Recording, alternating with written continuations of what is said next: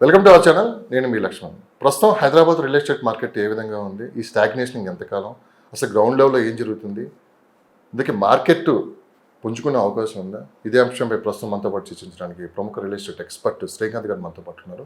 ఆయనతో కూడా మాట్లాడి మరిన్ని విశేషాలు తెలుసుకుందాం. నమస్తే అండి శ్రీకాంత్ గారు. నమస్తే. ముందుగా 1 year అవుతుంది మా స్టూడియోకి రాక, మీరు పిలవగానే వచ్చినందుకు ధన్యవాదాలు. Thank you. సో ఏంటి అసలు మార్కెట్లో ఏం జరుగుతుంది హైదరాబాద్ రియల్ ఎస్టేట్లో? ఓ పక్క గ్రౌండ్ లెవెల్లో చూస్తేనేమో మార్కెట్ స్లోగా మూవ్ అవుతుందని చెప్పి కొంతమంది అంటున్నారు, లేదు పూర్తిగా మార్కెట్ పడగేసిందని చెప్పి మరికొంతమంది అంటున్నారు. ఇంకెంతకాలం అని వేచి చూసే వాళ్ళు కూడా ఉన్నారు. సో ఓ పక్క చూస్తే గోల్డ్ రేట్లు విపరీతంగా పెరిగిపోతున్నాయి, అక్కడ గోల్డ్ లేని పరిస్థితిలో ఉన్నారు. ఇటుపక్క హైదరాబాద్లో ల్యాండ్స్ కొనే పరిస్థితిలో కూడా కనిపించట్లేదు. ఏం జరుగుతుంది అసలు మొత్తం మీద పరిశీలిస్తే ఏం చెప్తారు? ఏం లేదండి, ఓవరాల్గా గ్లోబల్ మార్కెట్స్ కూడా కొంత రియల్ ఎస్టేట్ రంగం మీద కూడా ప్రభావం చూపిస్తున్నాయి, దాంట్లో ఎటువంటి సందేహం లేదు. ఇక గోల్డ్ రేట్ పెరగడం ఇలాంటివి అంటారా, ఇవన్నీ స్టాక్ మార్కెట్ రిలేటెడ్. స్టాక్ మార్కెట్లో ఒడిదుడుకుల్లో ఉన్నప్పుడల్లా అందరూ సేఫెస్ట్గా గోల్డ్ బాండ్స్ కానివ్వండి, గోల్డ్ మీదకి వెళ్తారు ఇన్వెస్టర్స్ అందరూ. సో అట్లా గోల్డ్ మార్కెట్ అనేది బాగా పెరిగింది. ఇక రియల్ ఎస్టేట్ పరంగా వచ్చినప్పటికి ఏమవుతుందంటే, మీకు ఎలక్షన్కి అంటే ఎలక్షన్ ముందు వరకు రియల్ ఎస్టేట్ మీకు తెలిసి ఎలా ఉందో చాలా హైలోకి వెళ్ళిపోయింది బాగా. సో ఎలక్షన్ తర్వాత ఏంటంటే ఓవరాల్గా ఇక్కడ గవర్నమెంట్ 10 సంవత్సరాల తర్వాత ఒక గవర్నమెంట్ మారటం, తర్వాత గవర్నమెంట్ వచ్చిన తర్వాత వాళ్ళు తీసుకున్నటువంటి కొన్ని నిర్ణయాలు, మరీ ముఖ్యంగా చెప్పుకుంటే హైడ్రా కానీ ఇలాంటివి, అంటే ఒక డెసిషన్ అనేది అది ఎంత ఇంపాక్ట్ ప్లే చేస్తుంది, అంటే అది మంచి జరుగుతుంది చెడు జరుగుతుందా అనేది మనం తెలుసుకోవడానికి కూడా కొంత టైం పడుతుంది. సో ఈ లోపల ఏంటంటే రకరకాల ఊహాగానాలు వెళ్ళిపోతాయి మార్కెట్లో. అరే బిల్డింగ్లు పడేస్తున్నారంట, ఇది చేస్తున్నారు, రియల్ ఎస్టేట్ అంతా కొంచెం మోసాలు ఎక్కువ ఉన్నాయి, సో ఇప్పుడు మనం కొనుక్కొని కూడా ఏదైనా చెరువు ల్యాండో లేకపోతే ఇంకోటి కబ్జా చేసి కట్టిందా అని చెప్పి ప్రజలందరూ ఏంటంటే ఎక్కడో చోట కబ్జాలోకి వెళ్ళిపోయినటువంటి ప్రభుత్వ భూమిని కానివ్వండి, చెరువుకు సంబంధించిన భూమిని కానీ అధికారులు దాన్ని ఎప్పుడైతే వాళ్ళు హ్యాండ్ ఓవర్ చేసుకోవడానికి అక్రమ నిర్మాణాలు కూలగొడుతున్నారు, సో వాటిని ఏంటంటే వీళ్ళకి ఆపాదించుకొని వీళ్ళు కూడా మనవి కూడా అలాంటి ఏమన్నా ఆక్రమణకు సంబంధించిన భూములు అంటే ఎలా తెలుసుకోవాలి ఏంటని ప్యానిక్ అయిపోతా. సో ఈ మార్కెట్లో ఏంటంటే కొంత ఒడిదుడుకులు, గవర్నమెంట్ మారటం వల్ల కొంత ఇంపాక్ట్ జరిగితే వీళ్ళు తీసుకొచ్చినటువంటి కొన్ని నిర్ణయాలు, యాక్చువల్గా వాళ్ళ హైడ్రా మీరు గమనిస్తే కనుక హైడ్రా వచ్చిన రోజుకి ఈ రోజుకి ప్రజలు దాన్ని స్వాగతిస్తున్నారు. వాళ్ళ హైడ్రాని కొన్ని కాలనీలు మరీ ముఖ్యంగా గమనిస్తే కనుక కొన్ని కాలనీలు, ఇప్పుడు మన శ్రీధర్రావు గారిది సైట్ చూసాం, అక్కడ కాలనీ పక్కన ఉన్నటువంటి కాలనీలు ఆక్రమించుకొని ఆయన ఫంక్షన్ హాల్ ఇవి నిర్మించారని చెప్పి ఇమీడియట్గా వాళ్ళు వెళ్ళి హైడ్రాని అప్రోచ్ అయ్యి రంగనాథ్ గారిని కలిసి కాలనీ వాసులందరూ వాళ్ళు వినపం పెట్టుకోగానే ఆయన వెంటనే వచ్చి మొత్తం సర్వే చేయించి ఆక్రమణలంతా తొలగించి వాళ్ళ ప్లాట్లో వాళ్ళకి హ్యాండ్ ఓవర్ చేశారు. వీళ్ళందరూ మరి హైడ్రాకి స్వాగతం వాళ్ళకి స్వీట్స్ పంచి హైడ్రా వల్ల మా భూములు వచ్చినాయి అని చెప్పి వాళ్ళందరూ చెప్పడం జరిగింది. సో ఇదేంటంటే ప్రజలకి ఒక ప్రభుత్వం తీసుకున్నటువంటి ఒక నిర్ణయం ఏదైనా కానీ అది వాళ్ళు అర్థం చేసుకొని దానివల్ల కలిగే లాభ నష్టాలు ఏంటి అనేది తెలుసుకోవడానికి కొంత టైం పట్టింది. హైడ్రా అన్నారు కదా, దీని గురించి ఒక మాట. అంటే హైడ్రా వచ్చినప్పుడు అసలు సోషల్ మీడియా ఎంత యాక్టివ్ ఉందో మనం చూస్తూనే ఉన్నాం. ఏ అంశాన్ని అయినా దాన్ని భూతద్దంలో చూపించి ఒక నెల 10 రోజులు దాన్ని హంగామా చేసేసి మొత్తం మళ్ళీ సైలెంట్ అయిపోతుంది. సో హైడ్రాని అట్లా భూతద్దంలో చూపించి ప్రజల్లో భయభ్రాంతులు గురి చేసినది అంటే ఈ సోషల్ మీడియా మీరేమంటారు? 200% అండి. ఇవాళ సోషల్ మీడియా అనేది మనిషి మేధాశక్తిని, ఆలోచన విధానాన్ని, విచక్షణని ఎంతో ప్రభావితం చేస్తుంది. ఎంత దారుణంగా అంటే అక్కడ నిజంగా ఏం జరిగింది అని స్వతహాగా తెలుసుకోకుండానే కేవలం ఎవరో పెట్టిన ఒక వీడియో, ఎవరో మాట్లాడిన 4 మాటల్ని ఈ ఛానల్స్లో వీటిల్లో రీల్స్ రూపంలో రకరకాలుగా స్పీడ్గా స్ప్రెడ్ చేసేసి వాటిని ఇండైరెక్ట్గా నమ్మేస్తున్నారు. ఇప్పుడు హైడ్రా విషయంలో అదే జరిగింది. కొంతమందితో పేదవాళ్ళతో మాట్లాడించి మేము అన్నీ సక్రమంగా కొనుక్కున్నాం, మాకు బ్యాంకు రుణాలు ఇచ్చినాయి, ఇలాంటివి కొలగొట్టారన్నారు. వాస్తవంగా సక్రమంగా అప్రూవ్డ్ లేఅవుట్స్లో అది హెచ్ఎండి అయినా డిటిసిపి అయినా అప్రూవల్ ఇచ్చిన ఎక్కడ ఏ ప్రాజెక్ట్స్లో కూడా ఏది కొలగొట్టలేదు. అప్రూవల్ లేనటువంటివి, ఆక్రమణకు గురైనటువంటివి, ఆఖరికి లోనులు రాకుండా కూడా కొనుక్కున్నారు. ఆక్రమణకు గురయ్యి వాటిలో వాళ్ళు నిర్మించిన ఇళ్ళు కానీ అపార్ట్మెంట్లు కానీ వాటికి లోనులు రావు. అవి తెలిసి కూడా వీళ్ళు కొనుక్కొని నోటరీలు చేసినవి కూడా కొనుక్కొని లక్షలు ఖర్చు పెట్టి మేము ఆ రోజు ఖర్చు పెట్టాం, మాకు తెలియదు, మేము కొనుక్కున్నాం అంటున్నారు. అది రిజిస్ట్రేషన్ కాదని తెలిసి కొనుక్కొని తెలియదు అంటున్నారు. కానీ అక్కడ వాళ్ళు కెమెరా ముందు వచ్చి వాళ్ళు నిలబడి మాట్లాడేది వేరుగా ఉంటుంది. అది కొన్ని లక్షల మంది మీద రకరకాల ప్రభావం చూపించింది. అవి నమ్మి ప్రజలు ఏంటంటే ఏదో జరుగుతుందేమో అని కొంత ప్యానిక్ లోనై డబ్బులు ఉండి ఇల్లు కొనుక్కోవాలో, ఒక ఫ్లాట్ కొనుక్కోవాలో, లేదు ఒక ఖాళీ చిన్న జాగా ఒక స్థలం కొనుక్కోవాలని ఆశ ఉన్న వాళ్ళు కూడా ఏంటంటే కొంత ఒడిదుడుకులకు లోనై ఈ జరుగుతున్న సంఘటనలు దృష్టిలో పెట్టుకొని కొంత వెనక్కి వెళ్ళారు. ఇది నిజం. ఈ ఫార్మాసిటీ కావచ్చు, మెట్రో మార్పులు కావచ్చు, ఇది కూడా ఇలానే జరిగింది అనుకోవచ్చు. ఎందుకంటే భూమి ఎక్కడ ఇవ్వలేదు. అంటే నేను అనేది ఏంటంటే పాత గవర్నమెంట్లో ఏదైతే 18,000 ఎకరాల భూమి తీసుకున్నారో ఆ భూమి అలానే ఉంది. కాకపోతే అక్కడికి వచ్చే ఫార్మాసిటీని కాస్త క్లస్టర్స్గా డివైడ్ చేసి ఆయన మారుస్తా అని చెప్పి అన్నారు. కానీ అక్కడ ఏదోటి ఖచ్చితంగా నిర్మించడానికి అయితే రెడీగా ఉన్నారు. ఇప్పుడు 4th సిటీ అన్నారు. 4th సిటీ మీద అక్కడ అసలు ఏం రావాలి ఏంటి అనేది కూడా దాని మీద రీసెర్చ్ చేశారు. దాని చైర్మన్గా ముఖ్యమంత్రి గారే ఉన్నారు. ఇంత జరుగుతున్నా కానీ గతంలో జరిగిన ప్రచారం వల్లే కాస్త ఇప్పటికీ అటువైపు ఏదైనా ఇన్వెస్ట్ చేయాలంటే భయపడుతున్నారని చెప్పి అనుకోవచ్చు. ఒకటండి, ఇందాక మీరు చెప్పినట్టు ప్రభుత్వం భూములు సేకరించింది అక్కడ ఒక ఫార్మాసిటీ నిర్మిద్దామని. అయితే ఇప్పుడు గవర్నమెంట్ మారింది. ఈరోజు రేవంత్ రెడ్డి గారు ఏమన్నారు, ఎయిర్పోర్ట్ నుంచి ఒక 10 నుంచి 12 కిలోమీటర్లు లేదా 15 కిలోమీటర్ల పరిధిలో ఈ భూములు ఉన్నాయి. అంటే ఇవి ఎంత విలువైన భూములు, ఒక ఇంటర్నేషనల్ ఎయిర్పోర్ట్ దగ్గరలో ఉన్నాయి. మీరు ఏ మహానగరాలు చూసుకున్నా, ఇతర దేశాల్లో ఎక్కడ చూసుకున్నా కూడా ఎయిర్పోర్ట్ చుట్టుపక్కల నగరాలన్నీ విపరీతంగా విస్తరిస్తాయి. అవి రేపు బంగారంతో సమానంగా వాటి విలువ పెరుగుతుంది. సో ఇలాంటి ఖరీదైన భూముల్ని భవిష్యత్తులో ఇక్కడ ప్రజలకి నివాస గృహాలు, వాణిజ్య సముదాయాలు ఇలాంటివి నిర్మించుకునే అవకాశం ఉన్న ఏరియాలో మనం కేవలం ఒక ఫార్మాసిటీనే తీసుకొచ్చి ఇక్కడ పెట్టేసి కొంత వాటర్ పరంగా కానీ ఎయిర్ పరంగా కానివ్వండి మనం పూర్తి స్థాయిలో పొల్యూట్ చేసుకోవడం కరెక్ట్ కాదు. ఒక చోట ఫార్మాసిటీ అని పెట్టి ఈ ఫార్మా కంపెనీలన్నీ ఇక్కడ పెట్టి ఆ ఏరియాలో ఉన్నటువంటి సహజ వాయు వనరులను డిస్టర్బ్ చేయకుండా మనం వీటిని మల్టిపుల్ ప్లేసెస్లో అంటే ఒక 12 నుంచి 15 ఫార్మా విలేజెస్ కింద నేను పెడతాను. దానివల్ల ఇప్పుడు ఫర్ ఎగ్జాంపుల్ చేవెళ్ళ అటు సైడ్ లోపలికి ఒకటి ఫార్మా విలేజ్ పెడతా ఉన్నారు. సో ఆయన కాన్సెప్ట్ ఏంటి, ఆ చుట్టుపక్కల వాళ్ళకు కూడా కనీసం ఒక 30,000 మందికి ఆ చుట్టుపక్కల అక్కడ ఉద్యోగాలు వస్తాయి కదా. ఇప్పుడు మళ్ళీ ఇక్కడ ఒక చోటే పెట్టి ఆ ఒక చోటకే మళ్ళీ ఒక 5-10 లక్షల మంది ఎంప్లాయ్మెంట్ వచ్చి ఆ చుట్టుపక్కల డెవలప్ అయితే మిగతా ఏరియాలు వెనకబడిపోతాయి కదా. సో అందుకని ఫార్మాసిటీ మీద నేను ఈ స్టాండ్ తీసుకుంటున్నాను. అలానే ఇప్పుడు ఏదైతే సేకరించినటువంటి 19,300 ఎకరాల భూమి ఉందో దానికి సంబంధించి ఆయన ఏం చెప్పారు, ఈరోజు మనం నగరం పరిస్థితి చూస్తున్నాం ఎలా ఉందో, ట్రాఫిక్ కష్టాలతో, ట్రాఫిక్ ఇక్కట్లతో మనం 1,00,000 మంది జనాభా ఉండాల్సినటువంటి పరిధిలో సుమారు మనం కనీసం 1,00,000 మంది ఉంటున్నాం. ఇది ఎంత ఇబ్బందికరం. రేపు భవిష్యత్తులో మనకి మురుగునీటి సమస్యలు కానివ్వండి, అండర్గ్రౌండ్ డ్రైనేజ్ సిస్టమ్లు వర్షాలు వస్తే ఫెయిల్ అయిపోతున్నాయి, పవర్ పరంగా కానివ్వండి, రెగ్యులర్గా డ్రింకింగ్ వాటర్ రిసోర్సెస్ ప్రొవైడ్ చేయాలన్నా సహజంగా పడే వర్షానికి సంబంధించిన వాటర్ ఇంకటలేదు, భూమిలో నిలవనట్లేదు, సమ్మర్ వస్తే వాటర్ ఉన్నట్ల, వర్షాలు వస్తేనే పొంగి పొర్లిపోతున్నాయి. ఇలాంటి ప్రాబ్లమ్స్ ఉన్నాయి, ట్రాఫిక్ కష్టాలు ఉన్నాయి. ఆల్రెడీ మెట్రో కోసం రోడ్లు డబుల్ విస్తీర్ణం చేశారు కానీ అవి వాళ్ళు సరిపోట్ల. సో వీటన్నిటిని దృష్టిలో పెట్టుకొని ఇక్కడే మనం కొత్త పర్మిషన్లు ఇచ్చి కొత్త హైరైజ్ టవర్లో లేకపోతే విల్లాస్లో లేకపోతే అపార్ట్మెంట్లో కట్టి ఇంకా ఇక్కడే ఉండి ఈ పొల్యూషన్లో ఇబ్బంది పడే కన్నా ఈ పొల్యూషన్ తగ్గాలన్నా ప్రజలకు ఇబ్బందులు తొలగాలన్నా కూడా ఇంకొక నగరం మనం నిర్మించుకోవాలి మన అవసరాలకి. నెక్స్ట్ 25-30 ఏళ్ళని దృష్టిలో పెట్టుకొని మళ్ళీ మనం కొత్త నగరం నిర్మించుకుంటాం. ఈ విషయాన్ని ప్రజల్లోకి బలంగా తీసుకొని వెళ్ళటంలో ఫెయిలియర్ అని చెప్పుకోవచ్చు. లేదండి, వాళ్ళు వాళ్ళ ఉద్దేశాలను చాలా స్పష్టంగా చెప్పారు, ఆ ప్రకారమే వాళ్ళు అడుగులు వేస్తున్నారు. నేను అదే మీకు చెప్పింది. మార్కెట్ ఎందుకు మరి ఇంత అదే నేను చెప్పింది జరుగుతున్నా కానీ మార్కెట్లో ఫోర్త్ సిటీకి ఈ రియల్ ఎస్టేట్ మార్కెట్లో ఇప్పుడు జరుగుతున్న దానికి సంబంధం లేదు. ఫస్ట్ పాయింట్, అది ప్రభుత్వం తీసుకున్నటువంటి ఒక డెసిషన్. ఒక సిటీ నిర్మించాలి, అది ఒక రోజు అవుతుందా? అవ్వదు. మన పక్క రాష్ట్రంలో కూడా చూస్తున్నాం రాజధాని పరిస్థితి. ఇవన్నీ ఏంటంటే ఒకదానికి ఒకటి రిలేటెడ్గా ఉంటాయి. ఇప్పుడు రేవంత్ రెడ్డి గారు కూడా మొన్న దావోస్ వెళ్ళారు, మళ్ళీ ఇప్పుడు అక్కడ ఆల్రెడీ ఒక స్కిల్ యూనివర్సిటీ పెడుతున్నారు, ఆనంద్ మహీంద్రా గారిని చైర్మన్గా పెట్టారు, ఒక పాజిటివ్ వేలో వెళ్తున్నారు. బీసీసీఐ వాళ్ళకి కూడా ల్యాండ్ అలొకేట్ చేశారు. కొత్తగా రాబోతున్న కంపెనీలు పెట్టుబడి పెట్టే వాళ్ళ దారులందరికీ కూడా 4th సిటీలో ల్యాండ్ అలొకేషన్స్ చేస్తున్నారు. ఈవెన్ ప్రభుత్వ రంగ సంస్థలు, కేంద్ర ప్రభుత్వ రంగ సంస్థలను కూడా 4th సిటీకి రీలొకేట్ చేయబోతున్నారు.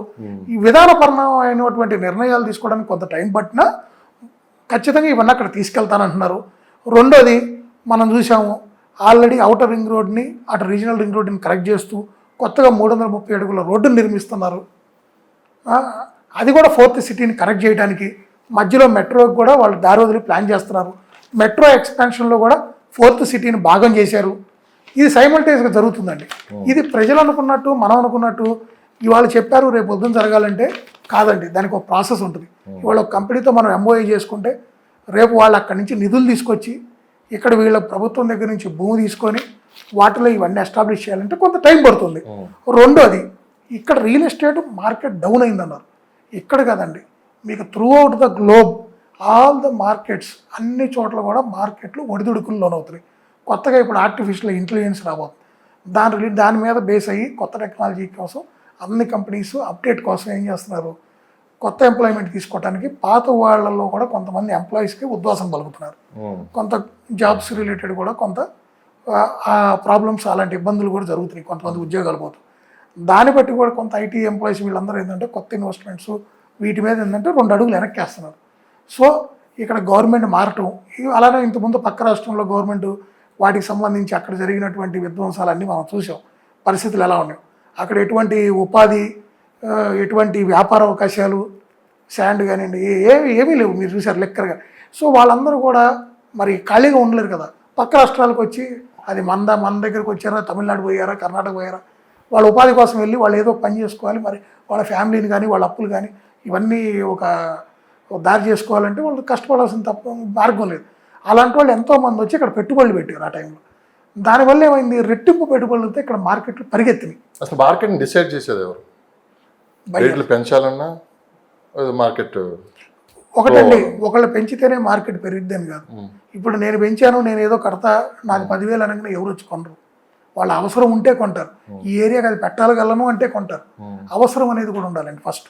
అంటే నేను అనేది ఏంటంటే, గతంలో కొన్ని కంపెనీలు మాత్రం లిమిటెడ్గా ఉండేవి. సో కొన్ని అంటే ఇంత పెద్ద మార్కెట్ అయితే లేదు. సో సేల్స్ కూడా ఏంటంటే వాళ్ళకి తగ్గట్లేదు ఉండేవి. కానీ రియల్ ఎస్టేట్ ఒకసారిగా పెరిగిన తర్వాత చాలా వరకు జాబులు మానేసో, బిజినెస్లు మానేసో పూర్తిగా రియల్ ఎస్టేట్ రంగంలోకి వచ్చి ఒక 4-5 కలిపి ఒక కంపెనీ ఫామ్ చేసి ఒక వెంచర్ వేయటం, ఇలా విపరీతంగా పెరిగిపోవడం వల్ల ఎవరికి సరైన మార్కెట్ లేదు. అందుకే మార్కెట్కి అసలు డల్ అయింది అని చెప్పి నా పర్సనల్గా నేను అనుకుంటున్నాను. లేదండి, లేదు, అలా అనుకోవడానికి కూడా లేదు. ఎందుకంటే మార్కెట్ బాగున్నప్పుడు కొత్త పొలాలు చాలామంది వస్తూ ఉంటారు మార్కెట్లోకి.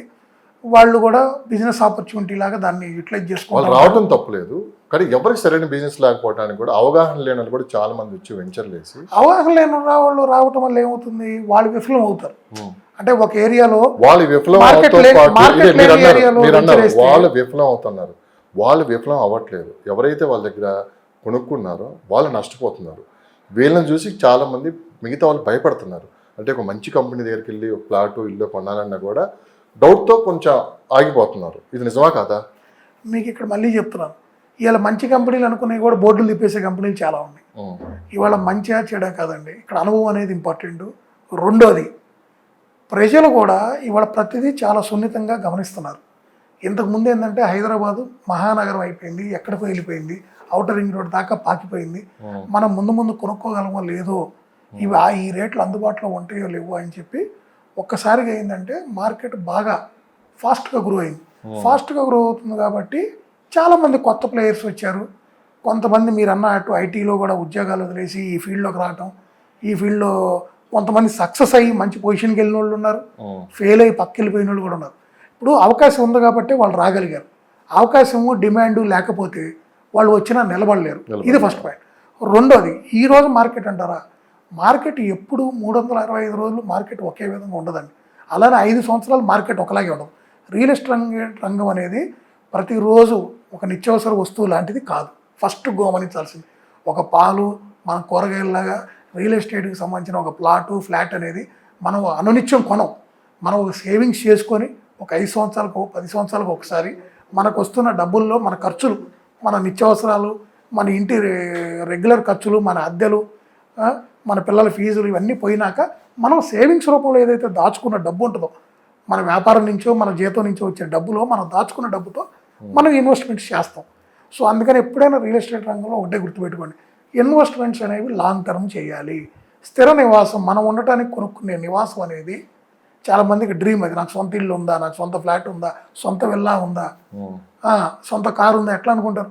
వాళ్ళందరూ ఏం చేస్తారు, వాళ్ళ బ్యాంక్ లోన్ వచ్చే దాంట్లో ఒక 20-30% డౌన్ పేమెంట్ కట్టి మిగతా అది లోన్ రూపంలో తీసుకొని వాళ్ళకు వస్తున్న ఇన్కమ్ని డైవర్ట్ చేసి వాళ్ళ డ్రీమ్ ఫుల్ఫిల్ చేసుకుంటూ ఉంటారు. ఇది ప్రాసెస్. ఇక్కడ జరిగింది ఏంటి, లాస్ట్ కొన్ని సంవత్సరాల్లో నెంబర్ ఆఫ్ కన్స్ట్రక్షన్స్ అంటే ఎగ్జిస్టింగ్ బిల్డర్స్, పెద్ద పెద్ద బిల్డర్స్ అయినా, మైహోమ్ అయినా, అపర్ణ లాంటి వాళ్ళు కూడా వాళ్ళు క్రితం సంవత్సరం ఒక 1000 ఫ్లాట్లు అందుబాటులోకి తీసుకొస్తే ఆ తర్వాత సంవత్సరం ఆల్మోస్ట్ డబల్ 2000 ఫ్లాట్లు అందుబాటులోకి తీసుకొచ్చారు. అవసరానికి మించిన, డిమాండ్కి మించిన సప్లై వచ్చింది. ఇప్పుడు అదే జరుగుతుందా? ఆల్రెడీ ఇప్పుడు కొత్తగా జరగటం కదండి, ఆల్రెడీ జరిగింది. ఇలాంటి పరిస్థితుల్లో బిల్డర్స్ కానీ డెవలపర్స్ కానీ అసలు వాళ్ళ ఆలోచన ఏ విధంగా ఉంది అంటే మార్కెట్ కాస్త స్లోగా ఉంది అలా అని చెప్పి రేట్లు ఏం దిగి రావట్లేదు. ఏం జరుగుతుంది అసలు? నేను అదే చెప్తుంది, హైదరాబాద్లో మార్కెట్ పడింది అంటున్నారు, నేనేం చెప్తున్నాను, పడలేదు అంటున్నాను. మార్కెట్ ఆగింది. ఎందుకు ఆగింది? ఎందుకంటే సప్లైకి డిమాండ్కి మధ్య గ్యాప్ ఉన్న బట్టి ఆగింది. సప్లై ఎక్కువ ఉంది, డిమాండ్ తక్కువ ఉంది. అవసరానికి మించి కట్టారు. ఏబి 2 టవర్లు అయిపోకుండా సిడి కూడా కట్టేశారు. దాంతో ఏమవుతుంది, సప్లై ఎక్కువ వచ్చేసింది. 2 టవర్లకు డిమాండ్ ఉంటే 4 టవర్లు సప్లైలోకి వచ్చినాయి. సో అవి పెండింగ్ ఉంటుంది. దానివల్ల ఏమవుతుంది, ఏదైతే ఎప్పుడైతే మీరు మీ సొంత ఖర్చులు పెట్టి మీరు తెచ్చిన లోనులతోనో అప్పులతో కట్టేస్తున్నారో పోతాయిలే, రేపు పోతాయిలే, ఎల్లుండి పోతాయని, ఆ స్లో అయినప్పుడు ఏమవుతుంది, ఆటోమేటిక్గా మీరు ఏమంటారు, నా బిజినెస్ డల్ అయిపోయింది, నాకు బిజినెస్ లేదు, నాకు సేల్ లేదు, నా దగ్గర కస్టమర్ రావట్లేదు అని మీరు మాట్లాడతారు. అది జరుగుతుంది. ఇక్కడ ఏ ఇబ్బంది లేదండి. హైడ్రా గురించి కూడా ఈరోజు ప్రజల్లో ఒక సానుకూలత వచ్చింది. ప్రజలు కూడా అర్థం చేసుకుంటున్నారు, ఇది మన మంచికే వచ్చింది, దీనివల్ల మనకు మంచే జరుగుతుంది. వీళ్ళు కాపాడుతున్న చెరువుల వల్ల, వాటిని పునరుద్ధరించడం వల్ల రేపు మనం వాటర్ని స్టోరేజ్ చేసుకోవచ్చు. దానివల్ల మనకి రేపు తక్కువ వర్షపాతం పడినా, లేదు హెవీ వర్షాలు వచ్చినా ఇళ్లలోకి నీళ్ళు రాకుండా, ఎండాకాలం కూడా మనకు నీటికి ఇబ్బంది లేకుండా ఉంటుంది. ఇవన్నీ కూడా వాళ్ళకి అవగాహన తెలుస్తుంది. అలానే కబ్జాలోకి వెళ్ళిపోయినటువంటి, ఇప్పుడు కొంతమంది లేఅవుట్లో ప్లాట్లు కొనుక్కుంటారు ఎప్పుడో కొన్ని సంవత్సరాల క్రితం, ఇవాళ అది ఎవరో ఒకళ్ళు కబ్జా చేసి ఇది నాది అని చెప్పి రేట్లు పెరిగిన తర్వాత ఇవన్నీ చేస్తారు. సో వాటిని కూడా విడిపించేస్తున్నారు. హైడ్రా అనేది కేవలం ఒక చెరువులకనే కాదండి, వాళ్ళు కబ్జా కొరలోకి వెళ్ళినటువంటి భూములన్నిటిని కూడా, అది ప్రభుత్వ భూములైనా సామాన్యులు కొనుక్కున్నటువంటి లేఅవుట్లకు సంబంధించిన అన్నిటిని కూడా పునరుద్ధరిస్తున్నారు. సో అది ఒక మంచిగా ఉద్దేశించి నెలకొల్పిన సంస్థ. దాంట్లో పెట్టిన ఐఏఎస్ అయిన ఆఫీసర్ కూడా, రంగనాథ్ గారు కూడా చాలా మంచి అధికారి. సో ఇది ప్రజల మంచికి అనేది ఇవాళ ప్రజలు తెలుసుకున్నారు. నేనే అంటుంది, ఫస్ట్ 4-5 నెలలు అయితే ఇబ్బంది పడ్డారుగా, అవగాహన లోపం వల్ల, ఈ సోషల్ మీడియా ఎఫెక్ట్ వల్ల, ఈ ఛానల్స్ ప్రమోట్ చేసిన విధానం వల్ల, రకరకాల. నేనే అంటుంది. అలానే మెల్లిమెల్లిగా ఏంటంటే మళ్ళీ ప్రజలు మళ్ళీ మార్కెట్లో ఇన్వెస్ట్మెంట్ స్టార్ట్ చేస్తారు. అప్పుడు మార్కెట్ మళ్ళీ యథాస్థితికి వెళ్తుంది, ఇబ్బంది ఏం లేదు. ఎవరైతే అడ్వాన్స్డ్గా అవసరానికి మించి కట్టారో, డిమాండ్కి మించి సప్లై రెడీ చేశారో, అలాంటి కొన్ని సంస్థలు ఇబ్బంది పడుతున్నాయి తప్పితే ఎక్కువ మంది ఇబ్బంది పడట్లేదు. ఈవెన్ ఓపెన్ ప్లాట్స్ కూడా మార్కెట్ కూడా ఇప్పుడు స్లోగా పికప్ అవుతుంది, మంచి రోజులు రాబోతున్నాయని. ఇంకెంతకాలం అంటే ఇన్ని రోజులు పట్టవచ్చు? ఇంకొక 1 year పడుతుందండి. ఇంకా 1 year వెయిట్ చేయాలి. 1 year వెయిట్ చేయాలి. అంటే ఈ 1 year వెయిట్ చేయాలన్నప్పుడు 1 year తర్వాత రేట్లు పెరుగుతాయి. రేట్లు అయితే దిగొచ్చే అవకాశం అయితే కనపట్లేదు. సో 1 year టైం ఉంది కాబట్టి ఈ లోపే కొనుక్కున్న వాళ్ళకి ఆ 1 year తర్వాత కాస్త మంచి బెనిఫిట్స్ ఉంటాయి. ఖచ్చితంగా ఉంటుందండి. ఇది రైట్ టైమైనా కాదా? డబ్బులు ఉండి నేను ఒక ఇల్లు కొనుక్కోవాలి, నేను స్థలం కొనుక్కోవాలి, లేదా నేను ఒక ఫ్లాట్ కొనుక్కోవాలని ఎవరైతే అనుకుంటున్నారో వాళ్ళ దగ్గర డబ్బులు ఉంటే, ఈరోజు ఒక బిల్డర్ దగ్గరికి వెళ్ళి నాకు ఈ 500 రూపాయలు తగ్గిస్తే నేను కొనుక్కుంటానంటే 500 కాకపోయినా 400 తగ్గించే పరిస్థితులు అతను ఉన్నాడు. అతనికి సేల్ కావాలి, బిజినెస్ డల్ అయింది, రొటేషన్కి డబ్బులు కావాలి, ఖచ్చితంగా తగ్గించేస్తాడు. సో మీరు ఆ 400 రూపాయలు బెనిఫిట్ అయ్యారా లేదా పర్ ఎస్ఎఫ్టీ? సో మీరు బెనిఫిట్ పొందుతారు. ఖచ్చితంగా మళ్ళీ చెప్తున్నాను, 1 year తర్వాత మళ్ళీ 10 to 20% రేట్లు పెరుగుతాయి కానీ తగ్గవు. ఏ లెక్కల ప్రకారం మీరు చెప్తున్నారు? మీకున్న సమాచారం మార్కెట్ను బేస్ చేసే చెప్తున్నానండి. ఏ లెక్కల ప్రకారం మార్కెట్లో ప్రైజెస్ అనేవి పెరుగుతూ వెళ్ళినాయో. మీరు 1 year క్రితం కూడా ఇదే చెప్పారు, మార్కెట్ అయితే తగ్గదు, ప్రభుత్వాలతో సంబంధం లేదు మార్కెట్కి అన్నారు. కానీ ఎప్పుడైతే కొత్త ప్రభుత్వం వచ్చిందో అప్పటి నుంచి మళ్ళీ రియల్ ఎస్టేట్ మీద కాస్త ఎఫెక్ట్ పడిందని చెప్పి జనాల్లో చర్చ అయితే నడుస్తుంది. కానీ ఆ రోజు మీరు చెప్పింది అయితే ఈరోజు ఇది జరగట్లేదు. నెక్స్ట్ 1 year తర్వాత మార్కెట్ పెరిగిద్దని ఏ అంచనాలతో చెబుతున్నారు? ఎప్పుడైనా ఒకటి గుర్తుపెట్టుకోండి, మీకు ఇందాక అదే చెప్పాను నేను, రియల్ ఎస్టేట్ అనేది ప్రతిరోజు ఉండే 365 చేసే 365 days జరిగే వ్యాపారం కాదు. రియల్ ఎస్టేట్లో ప్రజలు ఎప్పుడు ఇన్వెస్ట్ చేస్తారంటే వాళ్ళ సేవింగ్స్ పెరిగినప్పుడు, వాళ్ళ బిజినెస్లో వాళ్ళు అనుకున్న ఫలితాలకు వాళ్ళకు వచ్చి ఆ డబ్బు రిలీజ్ అయినప్పుడు, వాళ్ళు పెట్టిన పెట్టుబడులకు రిటర్న్స్ వచ్చినప్పుడు, ఆ డబ్బుల్ని రియల్ ఎస్టేట్ రంగంలోకి మళ్ళిస్తారు. ఇది మొత్తం కార్పొరేట్ ఇక్కడ ఒక చిన్న మాట పూర్తిగా వినండి. ఇక్కడ మీరు ఎప్పుడైతే ఇది జరుగుతుందో మీరు రియల్ ఎస్టేట్ రంగాన్ని ఒక 5 ఏళ్ళు టర్మ్గా తీసుకోవాలి. 5 ఏళ్ళు తీసుకున్నప్పుడు 2 ఏళ్ళు మార్కెట్ బాగుంటుంది, 3 ఏళ్ళు మార్కెట్ యావరేజ్గా ఉంటుంది. ఆ 3 ఏళ్లలో ఒక 1 ఇయర్ మార్కెట్ ఇలా స్తబ్దతగా కూడా ఉండొచ్చు. సో 5 ఇయర్స్ తీసుకోవాలి మీరు ఆన్ యావరేజ్. మరీ ముఖ్యంగా ఇక్కడ గవర్నమెంట్ మారిన తర్వాత ఎప్పుడైనా 10 సంవత్సరాల తర్వాత గవర్నమెంట్ మారిన తర్వాత ఏంటంటే కొత్త గవర్నమెంట్ వచ్చింది, వాళ్ళ పాలసీస్ ఎలా ఉంటాయి, వాళ్ళ డెసిషన్స్ ఎలా ఉంటాయి, వీళ్ళు తీసుకొచ్చి అన్నీ వీళ్ళు ఇంప్లిమెంట్ చేస్తారా లేదా, ఇప్పుడు వీళ్ళు ఫార్మాసిటీ అన్నారు, మరి అది ఉంటుందా, సో ఇవన్నీ పక్కన పెడితే ఇవన్నీ రీజన్స్ మార్కెట్ ఎందుకు ఆగింది అనేది. మిడిల్ క్లాస్ పీపుల్కి సొంత ఇంటి కళని దూరం చేస్తుంది ఎవరు హైదరాబాద్లో? మీకు ఒకటేనండి, ప్రతి ఒక్కరికి కూడా సొంత ఇల్లు అనేది ఒక కళ లాంటిది. ఆ కళను దూరం ఇక్కడ అది సామాన్యులకు ఉంటుంది, మిడిల్ క్లాస్ వాళ్ళకి ఉంటుంది, అప్పర్ మిడిల్ క్లాస్కి ఉంటుంది, హైయర్ క్లాస్కి ఉంటుంది, ఇది అందరికీ ఉంటుంది.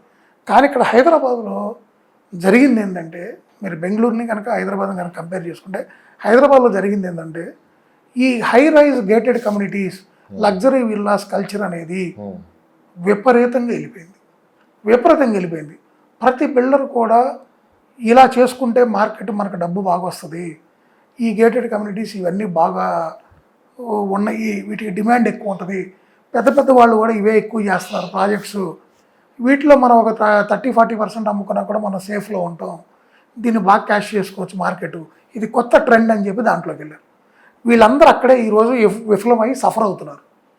యాక్చువల్గా మిడిల్ క్లాస్ వాళ్ళని టార్గెట్ చేసి ఏ బిల్డర్ అయినా కనుక చేస్తే ఇర్రెస్పెక్టివ్ ఆఫ్ మార్కెట్ కండిషన్స్, అది కరోనా టైం అయినా ఏ టైంలో అయినా సరే ఆ బిల్డర్ సర్వైవ్ అవుతాడు, అతనికి సేల్స్ వస్తాయి, మీకు ప్రతిరోజు ఇన్వెస్టర్ ఉంటాడు మీకు.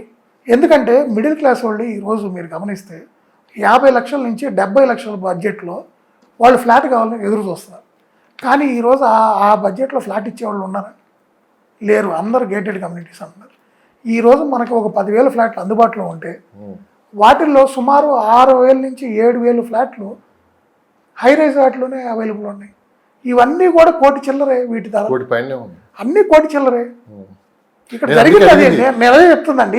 పెద్ద వాళ్ళందరూ 2 టవర్లు అవసరమైతే 4 పెట్టారు. నేను అందుకే అసలు వీళ్ళని దూరం చేసింది ఎవరు? సొంత ఇంటి కల మిడిల్ క్లాస్. అదేనండి వాళ్ళ అత్యాస, బిల్డర్స్ అత్యాస అండి. 2 టవర్స్ తప్పంటారు మీరు? ఎస్, బిల్డర్స్తే. మరి ప్రజలు ఎంతమంది ఉన్నారు మన జనాభా వాళ్ళకి తెలియదా? ఇప్పుడు ప్రతి 100 మందిలో ఎంతమంది డబ్బున్న వాళ్ళు ఉన్నారు, ఎంతమంది పేదవాళ్ళు ఉన్నారు, అసలు ఇల్లే కొనుక్కోలేని వాళ్ళు ఎంతమంది ఉన్నారు? డబ్బున్న వాళ్ళు 10% ఉన్నారు, అప్పర్ మిడిల్ క్లాస్ ఒక 20% ఉన్నారు, 30%. అసలు కొనుక్కోని వాళ్ళు 10% ఉన్నారు, 40% తీసేయండి, మిగతా 60% ఎవరు? మధ్యతరగతి వాళ్ళు. ఈ మధ్యతరగతి వాళ్ళని దృష్టిలో పెట్టుకొని బిల్డర్స్ కట్టే బిల్డర్స్ ఎంతమంది ఉన్నారు చెప్పండి, మీరు చెప్పండి. ఒకప్పుడు జనచైతన్య అని వాళ్ళు కట్టేవాళ్ళు, ఆయన కట్టేవాళ్ళు. ఈరోజు అలాంటి బిల్డర్ కనీసం ఒక 5 ఉన్నారా? లేరు. నేను చెప్తున్నా అదే మీకు. ఇందాక మీరు అన్నారే ఒక 500 గజాలు 600 గజాలు సైట్ తీసుకొని ఒక 10 ఫ్లాట్లు లేదా ఒక 1000 గజాల్లో 20 ఫ్లాట్లు కట్టే మిడ్ సైజ్ బిల్డర్స్ కూడా 3-4 కలిసి 150-200 ఫ్లాట్లు అని చెప్పి హై రైజులకి వెళ్ళిపోయారు, ఒక టవర్ కడదామని. మార్కెట్లో ఇది కొత్త ట్రెండ్ అని చెప్పి ఒకళ్ళని చూసి ఒకళ్ళు ఈ మిడిల్ క్లాస్ని వదిలేసి నెక్స్ట్ మార్కెట్ని 30% ఉన్న టార్గెట్ మా సొసైటీని టార్గెట్ చేయడానికి వెళ్ళారు. ఇవాళ వాళ్ళు బోల్తా 70% మార్కెట్ వదిలేశారు. ఇవాళ అందుకే సఫర్ అవుతున్నారు. ఇప్పుడు కూడా అదే చెప్తున్నా, 50 లక్షల నుంచి 70 లక్షల బడ్జెట్లో మీరు టార్గెట్ చేసి నిర్మిస్తే still there is a market. కానీ అందుబాటులో లేవు కదా భూములు కూడా ఆ రేట్లకి. ఎందుకు లేవండి? కొంచెం దూరం వెళ్ళి కట్టండి. ఒక మాట, హైదరాబాద్లో అందుబాటులో లేదు, హైదరాబాద్లో సామాన్యుడు బతకలేని పరిస్థితి లేదు, అందరూ బతకొచ్చు హైదరాబాద్లో. ఈరోజు మనం దానికి ప్రీమియం జోడించాం. మనం చెప్తున్నాం, మనం అపార్ట్మెంట్ కొనుక్కోవడానికి మనకి ఈ వసతులు కావాలి, ఆ వసతులు కావాలి, ఈ ఉండాలి, స్విమ్మింగ్ పూల్ ఉందా, మనకు అయ్యి ఉన్నాయా, గేటెడ్ కమ్యూనిటీ, మనం 18వ ఫ్లోర్లో ఉన్నావా, 20 ఫ్లోర్లు, ఇవన్నీ వాళ్ళు మనకి చూపిస్తున్నటువంటి కళల ప్రపంచంలో మనం కూడా విహరిస్తున్నాం. కానీ సామాన్యుడికి 50 నుంచి 70 లక్షల్లో మీరు అపార్ట్మెంట్లు ఇస్తారంటే కొనటానికి ప్రజలు 1,00,000 మంది ఎదురు చూస్తున్నారు. ఈరోజు వాళ్ళు మాట్లాడుతున్నారు, ఎంతోమంది నన్ను అడుగుతున్నారు, ఎందుకంటే ఈ సెగ్మెంట్లో వీళ్ళు ఎందుకు కట్టట్లేదు అని. ఉమ్. అది వాళ్ళ టార్గెట్, వ్యాపారస్తు టార్గెట్ అలా ఉందండి. వ్యాపారస్తు టార్గెట్ అది. వాళ్ళు పెద్ద పెద్ద షాపింగ్ మాల్స్ పెడుతున్నారు, లక్షల ఎస్ఎఫ్టీలో పెడుతున్నారు, 500 రూపాయలు చీరలు అమ్మట్లేదు వాటిలో. ఎందుకు అమ్ముతున్నారు? వాళ్ళ రెంట్ ఎంత, ఆ మాల్ ఖరీదు ఎంత, వాళ్ళ మంత్లీ కరెంటు బిల్ ఎంత, వాళ్ళ టార్గెట్ ఏంది? ఆ మాల్ చూసి సామాన్యుడిని లోపల పిలవాలనా వద్దనా? మరి 500 రూపాయల చీర కూడా అక్కడ ఎందుకు పెట్టారు? వాళ్ళనే అడగండి మీరు. వాళ్ళ బిజినెస్లో 50,000 రూపాయలు, 1,00,000 రూపాయల చీరలు ఎన్ని అమ్ముతారు?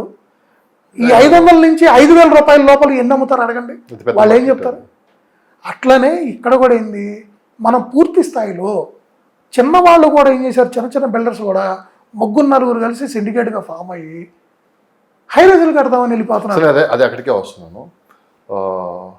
నియోపోలిస్ ఏదైతే ఉందో ఎకరం 100 కోట్లు అని చెప్పి దేశం మొత్తం మారుపోయింది. సో పిల్లని చూసి నక్క వాత పెట్టుకున్నట్టు ఏదో అంటారు కదా, అట్లా అది చూసి చాలా వరకు హైదరాబాద్లో భూముల రేట్లు పెంచేశారు. సో దానివల్ల కూడా ఎఫెక్ట్ పడింది. చెప్పుకోవడానికి బాగుంది, 100 కోట్లు దేశం మొత్తం హైదరాబాద్ వైపు చూసింది, అంత బాగుంది. కానీ ఇక అంతిమంగా నష్టపోయింది. రేట్లు పెంచుకొని కూర్చున్నారు కానీ ఎవరికి సేల్స్ లేవు. అలా అని చెప్పి రేట్లు ఏమైనా దిగొద్దామంటే దిగొచ్చే పొజిషన్ కనిపించట్లేదు.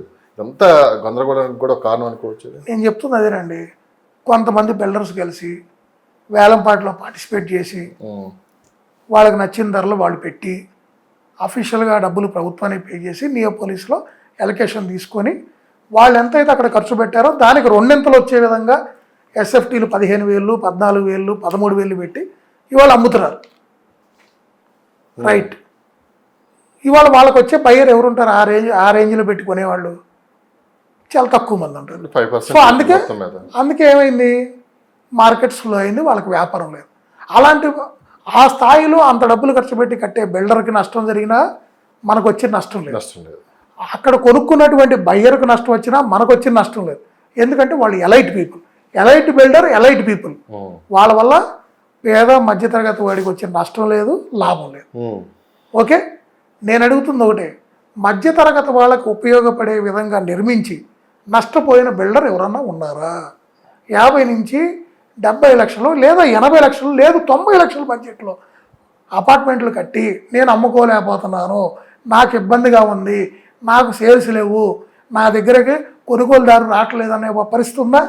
లేదే. వాళ్ళు ఎవరు ఇబ్బంది పడట్లేదే, వాళ్ళందరూ హ్యాపీగానే ఉన్నారే. ఇప్పుడు కూడా వాళ్ళు చిన్న చిన్నవి కట్టుకుంటానే ఉన్నారు. సార్ మీరు ఎంత sir market stand alone apartment వచ్చే మంది కట్టుకుంటున్నారు. మిడిల్ క్లాస్ మార్కెట్ ఎంత ఉంది హైదరాబాద్లో? 60%. ఇప్పటికైనా సరే అలాంటి బిల్డర్స్ కైనా వస్తే, ఇప్పుడు కాదు ఎప్పటికి కూడా 60% అలానే ఉంటుందండి.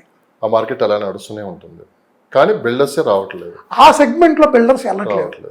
ఆ సెగ్మెంట్లో ఉన్నటువంటి బిల్డర్స్ కూడా కొంతమంది ఈ పెద్ద వాళ్ళు వీళ్ళు చేసుకుంటున్న లాభాలు వీటిని చూసి ఏదంటారే బ్రాండ్ ఇదంతా హంగామా అది ఇవన్నీ ఉంటాయి కదా, పులిని చూసి మనం వాత పెట్టుకున్న అట్లా వీళ్ళు కూడా ఏంటంటే మనం కూడా ఒకటి ఇలాంటివి చేసేసుకుంటే మనకు పెద్ద బ్రాండ్ వచ్చేసిద్ది, అసలు మనం నెక్స్ట్ లెవెల్కి వెళ్ళిపోవచ్చు అని చెప్పి వీళ్ళందరూ ఇప్పుడు వెళ్ళి అనుకున్న వాళ్ళు ఇబ్బంది పడుతున్నారు. అలా అనుకున్న వాళ్ళంతా ఈ మధ్యకాలంలో చాలా వరకు, అంటే ఇప్పుడు బయటపడలేదు కానీ ఇదే గిన కొనసాగితే పెద్ద ఒక సంచలనమే విషయాలు బయటకు వచ్చే అవకాశం ఉందని చెప్పి వినిపిస్తుంది మాట. ఒకటండి, ఎవరైతే సొంత డబ్బులతో వారికి ఉన్న నిధులతో ఇవన్నీ నిర్మించారో వాళ్ళకి ఎటువంటి ఇబ్బంది ఉండదు. కేవలం ప్రజల దగ్గర డబ్బులు పూలింగ్ చేశారు కొంతమంది, ప్రీ బుకింగ్లు, ప్రీ లాంచ్ల పేరు. 80% అలాంటి వాళ్ళు ఆ డబ్బుల్ని ప్రాజెక్టులో పెడితే పర్లా, మళ్ళీ ఇతర కారణాలతో వేరే చోట పొలాలు కొనో, స్థలాలు కొనో, కార్లు కొనో, వాళ్ళు సొంత ఇల్లు కట్టుకోనో, ఎక్కడో ఇతర దేశాల్లో ఇన్వెస్ట్మెంట్లు పెట్టుకున్న వాళ్ళు అట్లాంటి వాళ్ళు ఇబ్బంది పడతారు. అట్లాంటి వాళ్ళు ఇబ్బంది పడతారు అత్యాసకు పోయి. అంతే తప్పితే నార్మల్ చిన్న చిన్న బిల్డర్స్కి మాత్రం ఎటువంటి ఇబ్బంది లేదు. ఎవరైతే కొండకి ఇచ్చినేసారో అలాంటి వాళ్ళే సఫర్ అవుతున్నారు. ఇంకోటి, ఎవరైతే అలాంటి పెద్ద వాటిల్లో ఇప్పుడు మనం బుక్ చేసుకొని రేపు అమ్మేసుకుంటే ఇంత మిగిలిద్దని ట్రేడింగ్ పర్పస్ కొనుక్కున్నారో వాళ్ళు ఇబ్బంది పడుతున్నారు. రెండోది, రేపు కొనుక్కున్న తర్వాత వీళ్ళకి ఆల్రెడీ ఒక ఫ్లాట్ ఉండి అలాంటి గేటెడ్ కమ్యూనిటీలో కొనుక్కుంటే నెలకు 1,70,000 లేకపోతే 1,50,000, 2 లక్షలు అద్దెలు వస్తాయి అని చెప్పి కొనుక్కున్న వాళ్ళు ఉన్నారు కొంతమంది. అలాంటి వాళ్ళు ఇబ్బంది పడుతున్నారు. ఎందుకంటే ఆక్యుపెన్సీ కూడా కొన్ని పెద్ద గేటెడ్ కమ్యూనిటీస్లో ఇవాళ 30-40% మించి ఆక్యుపెన్సీస్ కూడా లేవు. సో అలాంటప్పుడు ఆ రెంటలు కూడా రావు. సో ఇలాంటి వాళ్ళకి ముఖ్యంగా ఇబ్బంది అండి. అంతేగాని పేద మధ్యతరగతి వాళ్ళకి మాత్రం అలాంటి జోలికి అంటే అలాంటి పెద్ద ప్రాజెక్ట్స్లోకి వెళ్ళిన వాళ్ళు కూడా చాలా తక్కువ మంది, అప్పులు సొప్పులు చేసి లేకపోతే ఊర్లో పొలాలు అమ్మి కొనుక్కున్న వాళ్ళు తక్కువ మంది ఉన్నారు. సో ఈ సఫరింగ్లో కూడా వీళ్ళ రేషియో తక్కువ ఉంటుందండి. సో నేను అదే చెప్తున్నా, మళ్ళీ మీకు మార్కెట్ నిలబడాలంటే మార్కెట్ తగ్గట్టు బిల్డర్ ఉండాలి, మార్కెట్కి తగ్గట్టు డెవలపర్ ఉండాలి. ఈరోజు మనం 20,000 రూపాయలు గజం అమ్ముదాం అక్కడ వెంచరేసి అంటే కుదరదు. ఈరోజు మార్కెట్ తగ్గట్టు మార్కెట్ స్లోగా ఉంది కాబట్టి 10,000 రూపాయలు 12,000 రూపాయలకి ఇంకో కిలోమీటర్ 2 కిలోమీటర్ ముందుకెళ్ళి ల్యాండ్ కొని అక్కడ డెవలప్ చేసి, ఇప్పుడు మన హెచ్ఎండిఏ లిమిట్స్ కూడా పెంచారు. సో మళ్ళీ నేనేది అవకాశాలను మనం సృష్టించుకోవాలండి, మార్కెట్ తగ్గట్టు అవకాశాలు మనం సృష్టించుకోవాలి. అంతేగాని ఇప్పుడు ప్రతి సినిమా 1000 కోట్లు పెట్టి తీస్తే ప్రతిరోజు ఆడిద్దా? ప్రతిరోజు ఆ 1000 కోట్లు పెడితే 2,000 కోట్లు వస్తాయా? అలానే రియల్ ఎస్టేట్లో కూడా అందరూ హై రైజ్ కొనలేరు. అందరూ హై రైజ్ కొనే విధంగా అందరి దగ్గర డబ్బులు ఉండవు. ఈ ప్రశ్న ఎప్పటి నుంచి ఎవరిని అడుగుతాను, మీరే నాకు సమాధానం చెప్తారనుకుంటున్నాను. ఈ సోషల్ మీడియాలో చూసి యాడ్స్ కావచ్చు, ఇంటర్వ్యూస్ కావచ్చు, ఇప్పుడు మీరు నాతో కూర్చొని మాట్లాడుతున్నారు. సో మీరు చెప్పింది నిజం అనుకోండి, చాలామంది ముందు వెనక ఆలోచించకుండా చాలా బాగా మాట్లాడుతున్నారు, మంచి ఇన్ఫర్మేషన్ ఇస్తున్నాడు అని చెప్పి అంటే ఓన్లీ వాళ్ళ ఫోన్లోనే టీవీలను చూసుకుంటా అదే నిజం అనుకోండి, చాలామంది ఇన్వెస్ట్ చేసి కొంత దెబ్బతిన్నమాట, బయట కొంచెం ఇబ్బంది పడుతున్నమాట వాస్తవం. సార్ నేను అనేది స్ట్రైట్గా ఈ సోషల్ మీడియా కావచ్చు, ఇంటర్వ్యూలు కావచ్చు, లేదా ఇంకోటి కావచ్చు, ఏదో ప్లాట్ఫామ్, ఇవి చూసి గుడ్డిగా నమ్మి ఇన్వెస్ట్ చేయడం కరెక్టా అంటే ఏం చెప్తారు? ఒకటేనండి, ప్రతిదీ ఒక ఇన్ఫర్మేషన్, అది కరెక్ట్ అయినా తప్పైనా ఒక ఇన్ఫర్మేషన్ కిందే తీసుకోవాలి. ఆ ఇన్ఫర్మేషన్ని మనం మళ్ళీ క్రోడీకరించుకోవాలి. ఇప్పుడు వాళ్ళు ప్రీ లాంచ్ రేపు 4 సంవత్సరాల తర్వాత ఆ ప్రాజెక్ట్ హ్యాండ్ ఓవర్ చేసేటప్పుడు 10,000 ఉంటుంది, ఇవాళ 7,000 రూపాయలకి ఇస్తున్నాం, 2 నెలల్లో డబ్బులు కట్టేయమంటే కట్టేయకూడదు, కొనకూడదు. నేను మీకు ఇంతకుముందు మీ ఇంటర్వ్యూలో కూడా చెప్పా, ప్రీ లాంచ్లు ప్రీ బుకింగ్లు తీసుకోకండి, వీటిలో ఎటువంటి చట్టబద్ధత లేదు, ప్రభుత్వం వీళ్ళకి ఎటువంటి అప్రూవల్ ఇవ్వట్లేదు, వీళ్ళు ప్లాన్కి పెట్టినప్పుడు కూడా వీళ్ళు 20% అమ్ముకోవడానికి వాళ్ళకి ఏం పర్మిషన్ ఇవ్వట్లేదు. వీళ్ళు మీకు ఆఫర్ చేస్తున్నారు, మీరు అక్కడ తెలుసుకోవాలి మీ దగ్గర ఆ డబ్బు ఎందుకు వసూలు చేస్తున్నాడు, వాడికి ప్రాజెక్ట్ కడతానికి ఆ డబ్బులు లేవు కాబట్టి అది మీరు తెలుసుకోవాలి. అది ఇప్పుడు నేను చెప్పాను అనుకో, ఆ ప్రాజెక్ట్ వాళ్ళు ఏమంటారు, మా ప్రాజెక్టుని మీరు బ్యాడ్ చేస్తున్నారు అంటారు. మీకు తెలుసు కదా, ఇప్పుడు వాళ్ళు అంత పెద్ద టవర్ కట్టే క్యాపబిలిటీ వాళ్ళ దగ్గర ఉంటే మీకు ఫ్రీలాన్స్లు అమ్ముకోవటం ఎందుకు? అదే 4 సంవత్సరాల తర్వాత 10,000కి అతనే అమ్ముకుంటాడు కదా. ఈరోజు మీ దగ్గర పెద్ద పెద్ద యాడ్లు వేసి ఆకర్షణీయమైన హోర్డింగ్స్ పెట్టి సినిమా తారాలను తీసుకొచ్చి బ్రాండింగ్ చేసి మీకు చేసుకోవాల్సిన అవసరం ఏముంది? సోషల్ మీడియాలో ఇప్పుడు మీ ఛానల్స్ వాళ్ళందరికీ యాడ్లు ఇస్తారు, యాడ్లు ఇచ్చి వాళ్ళ ప్రాజెక్ట్ గురించి ఒక అరగంట దాని గురించి చెప్పమంటారు. నన్ను కూడా చాలామంది అడిగారు, మా ప్రాజెక్ట్ గురించి చెప్పండి, మా ప్రాజెక్ట్ గురించి ప్రమోషన్ చేయండి, మీకు డబ్బులు ఇస్తామన్నారు. నాకు అవసరం లేదండి అని చెప్పి. సో ఇవన్నీ సహజం అండి, మార్కెట్లో జరుగుతూ ఉంటాయి. నేను ప్రజలకు చెప్పేది ఒకటే, ఏది మంచో ఏది చెడో దాన్ని మనం ఏదైతే ఈ టీవీల్లో చూస్తున్నామో, ఈ ఇంటర్వ్యూస్లో చూస్తున్నామో, యాడ్స్లో చూస్తున్నామో, వాటిని ఒకసారి మనం కూడా ఏది మంచో ఏది చెడో మన విచక్షణతో ఒక్కసారి ఆ ఇన్ఫర్మేషన్ ఎంతవరకు కరెక్ట్ అనేది కూడా మనం కూడా క్రోడీకరించుకొని మార్కెట్లో జరుగుతున్న దాన్ని బట్టి ఆల్రెడీ కట్టిన ప్రాజెక్టులు ఉన్నాయి, ఎప్పుడు స్టార్ట్ చేశారు, ఎప్పుడు ఫినిష్ చేశారు. ఇవాళ నువ్వు ఒకరి దగ్గర ప్లాట్ కొనుక్కోవడానికి పోతున్నావు, అతను ఎన్ని ప్రాజెక్టులు కట్టాడు, అవి ఎలా ఉన్నాయి, వాటి పరిస్థితి ఎలా ఉంది, వాటిలో వాడు ప్రొవైడ్ చేస్తాన ఎమ్యూనిటీస్ అన్నీ చేసి ఇచ్చాడా లేదా, అక్కడ కొనుక్కున్నటువంటి వాళ్ళతో ఒక నలుగురితో మాట్లాడండి, దాని మెయింటెనెన్స్ ఎలా ఉందో తెలిసిద్ది, ఎలా ఉందో తెలిసిద్ది. అన్నీ చూసుకున్న తర్వాత ఆ రేటు కూడా రీజనబుల్లో లేదో కానీ తీసుకోండి అంతే. వాళ్ళు చెప్పారు వీళ్ళు చెప్పారు కదండి, డబ్బులు ఎవరి వాళ్ళు ఇవ్వట్లేదు, వీళ్ళు ఇవ్వట్లా, లేదా ఊరక రావట్లా, మీ కష్టపడితే వచ్చిన డబ్బు అది మీరు దాచుకొని మీ కళల ఇల్లు మీ కళల ప్లాటో కొనుక్కున్నారు మీరు. సో ఖచ్చితంగా మీ డబ్బులు మీరు ఎంత కష్టపడి దాచుకున్నారో ఆ డబ్బుల్ని ఇన్వెస్ట్ చేసేటప్పుడు కూడా అది ప్లాట్ అయినా ఫ్లాట్ అయినా ఒక ఇళ్ళు అయినా 1కి 10 సార్లు 10 ప్రాజెక్టులు చూడాలి, ఎవరు బాగా కడుతున్నారో చూసుకోవాలి, డాక్యుమెంట్స్ వెరిఫై చేసుకోవాలి, అప్రూవల్స్ అన్ని కరెక్ట్గా చెక్ చేసుకోవాలి, ఆ తర్వాతే కొనుక్కోవాలి. మరీ ముఖ్యంగా ప్రీ బుకింగ్ ప్రీ లాంచ్లో వాళ్ళు 10,000 రూపాయలు వస్తువు 5,000కి ఇస్తున్నాడు కాదు, 2,000కి ఇచ్చినా కూడా కొనకూడదు. అది మీ సొంత చుట్టమైనా, మీ బంధువైనా, మీ ఫ్రెండ్ అయినా, మీతో కలిసి చదువుకున్నటువంటి వ్యక్తి అయినా సరే వాటి జోలికి మనం వెళ్ళకూడదు. తక్కువకి వస్తుందంటేనే మనకు ఒక ఎరేస్తున్నారు. దానికన్నా కన్స్ట్రక్షన్తో పాటు ఇప్పుడు వాళ్ళ పేమెంట్ షెడ్యూల్స్ ఉంటాయి, రెగ్యులర్ ప్రైస్లో కొనుక్కొని వాళ్ళు పుట్టింగ్స్ అయిపోయినాక ఒక ప్రైస్ పే చేయాలి, ఒక 5 ఫ్లోర్లు స్లాబ్లు అయిపోయినాక ఒక ప్రైస్, 10 ఫ్లోర్లు అయిపోయినాక ఒకటి, బ్రిక్ వర్క్ అయిపోయినాక ఒకటి, హ్యాండ్ ఓవర్ అప్పుడు ఒక ఇంత పర్సంటేజ్ అని పే చేయాలి. ఆ కండిషన్స్ ప్రకారం వాళ్ళతో ఒక ఎంఓయూ చేసుకొని ఆ ప్రకారమే మనం కొనుక్కుంటే మంచిది. అప్రూవల్స్ లేని కొనుక్కోవద్దు. ఈవెన్ ఓపెన్ ప్లాట్స్లో కూడా ఫామ్ ప్లాట్స్ అంటారు. అసలు ఫామ్ ప్లాట్స్ అనేది ఎక్కడ ఉంది? వస్తుంది, అక్కడికే అసలు వస్తుంది, లేదు. అది అక్కడికే వస్తుంది. ఫామ్ ప్లాట్స్ అనేది అసలు లేదు. కానీ దానికన్నా ముందు ఆకర్షణీయమైన బ్రోచర్లు వేసి ఎర్రచందనం, శ్రీగంధం అనగానే దానికన్నా ముందు వెళ్ళి కొనుక్కోవడం. సార్, దానికన్నా ముందు ఓవరాల్గా సో మొత్తం మీద చూస్తున్నట్టు ఈ హైదరాబాద్ 360 డిగ్రీస్ పరిధిలో అసలు ఓపెన్ ప్లాట్ మార్కెట్ ఎలా ఉంది? చాలా వరకు బిజినెస్ లేక కాస్త డల్లుగా ఉంది వ్యవహారం అంతని చెప్పి కూడా అంటున్నారు. ఇట్లా ఒక 6 నెలలుగా కొనసాగితే 6 మంత్ వరకు రేట్లు కొంచెం దిగొచ్చే అవకాశం ఉందని చెప్పి కూడా అంటున్నారు. ఏది నిజం, ఏది అబద్ధం? ఒకటండి, ఓపెన్ ప్లాట్ మార్కెట్ కూడా కొంత ఎఫెక్ట్ అయింది ఓవరాల్గా. హైడ్రా వల్ల కొంత అయింది. రెండోదేమో రేట్లు కూడా విపరీతంగా పెరిగిపోయాయి. దానివల్ల కూడా పెరిగిపోయాయి అంటున్నారు. పెంచారా, పెరిగిపోయాయా? పెరిగినాయి వాస్తవంగా. బయర్స్ ఇప్పుడు కొనుగోలుదారులు ఉన్నప్పుడే ఈవెన్ బిల్డర్స్ అయినా డెవలపర్స్ అయినా ఎవరైనా పెంచేది. ఇప్పుడు కొనుగోలుదారులు లేనప్పుడు ఇప్పుడు మార్కెట్ ఎలా ఉంది? ఈ మార్కెట్లో ఎవరైనా కొత్తగా వెంచర్ వేసి పక్కన ఆడ 15,000 అమ్ముతుంటే ఇప్పుడు 20,000కి లాంచ్ చేస్తే బయర్ ఉంటాడా? అసలు ఆ సాహసం చేయగలడా ఆ డెవలపర్ కానీ బిల్డర్ కానీ? సో ఇంతకుముందు యాక్చువల్గా కేసీఆర్ గారు ఎలక్షన్ టైంకే మార్కెట్ చాలా విపరీతమైన హైలో ఉందండి. అప్పుడు ప్రభుత్వమే కొన్ని ఆక్షన్లు వేసింది, అన్నీ కూడా సక్సెస్ఫుల్ అయినాయి అప్పుడు భారీ స్థాయిలో, అంత వైట్ మనీ రూపంలో. సో దాంతో ఏంటంటే ప్రజలందరూ కూడా ఏంటంటే వాళ్ళకున్న కొన్ని సేవింగ్స్ నుంచి ప్లాట్లు అయితే ప్లాట్లు, ఇళ్ళు అయితే ఇళ్ళు, అపార్ట్మెంట్స్ ఇలా రకరకాలు కొనుక్కోవడం జరిగింది. సో దానివల్ల ఇప్పుడు మార్కెట్ డెఫినెట్గా పెరిగింది, దాంట్లో ఇదే లేదు. సో ఈ తర్వాత ఏంటంటే ఈ కొంత కరెక్షన్స్, ఇప్పుడు ఇక్కడ ఫార్మాసిటీ రావట్లేదు అటు వెళ్తుంది అనేటప్పటికి ఎట్లా రకరకాల రీజన్స్ వల్ల కొంత స్తబ్దత వల్ల ఏంటంటే మార్కెట్ కొంచెం స్లో అయింది.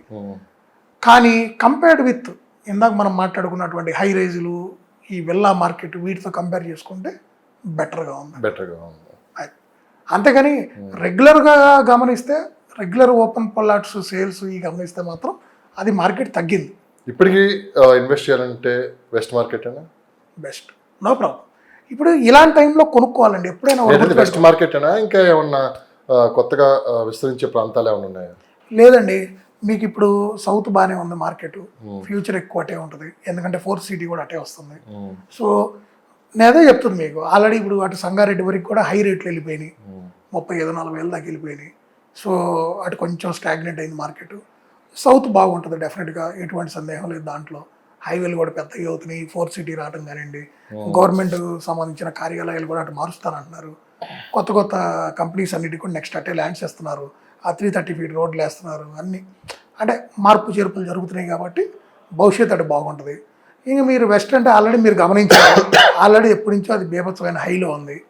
అక్కడ అపార్ట్మెంట్స్ కానీ ఇవన్నీ కూడా 7-8 వేలకి వెళ్ళిపోయినాయి ఎస్ఎఫ్టీలు.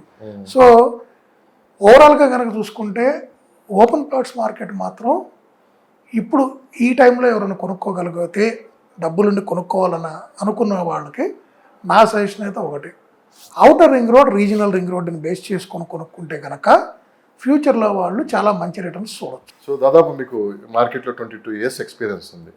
సో మార్కెట్లో అప్ అండ్ డౌన్స్ అన్నీ చూశారు, ఏ టైంలో ఎక్కడ ఇన్వెస్ట్ చేయాలో కూడా మీకు ఒక ఐడియా ఉంటుంది.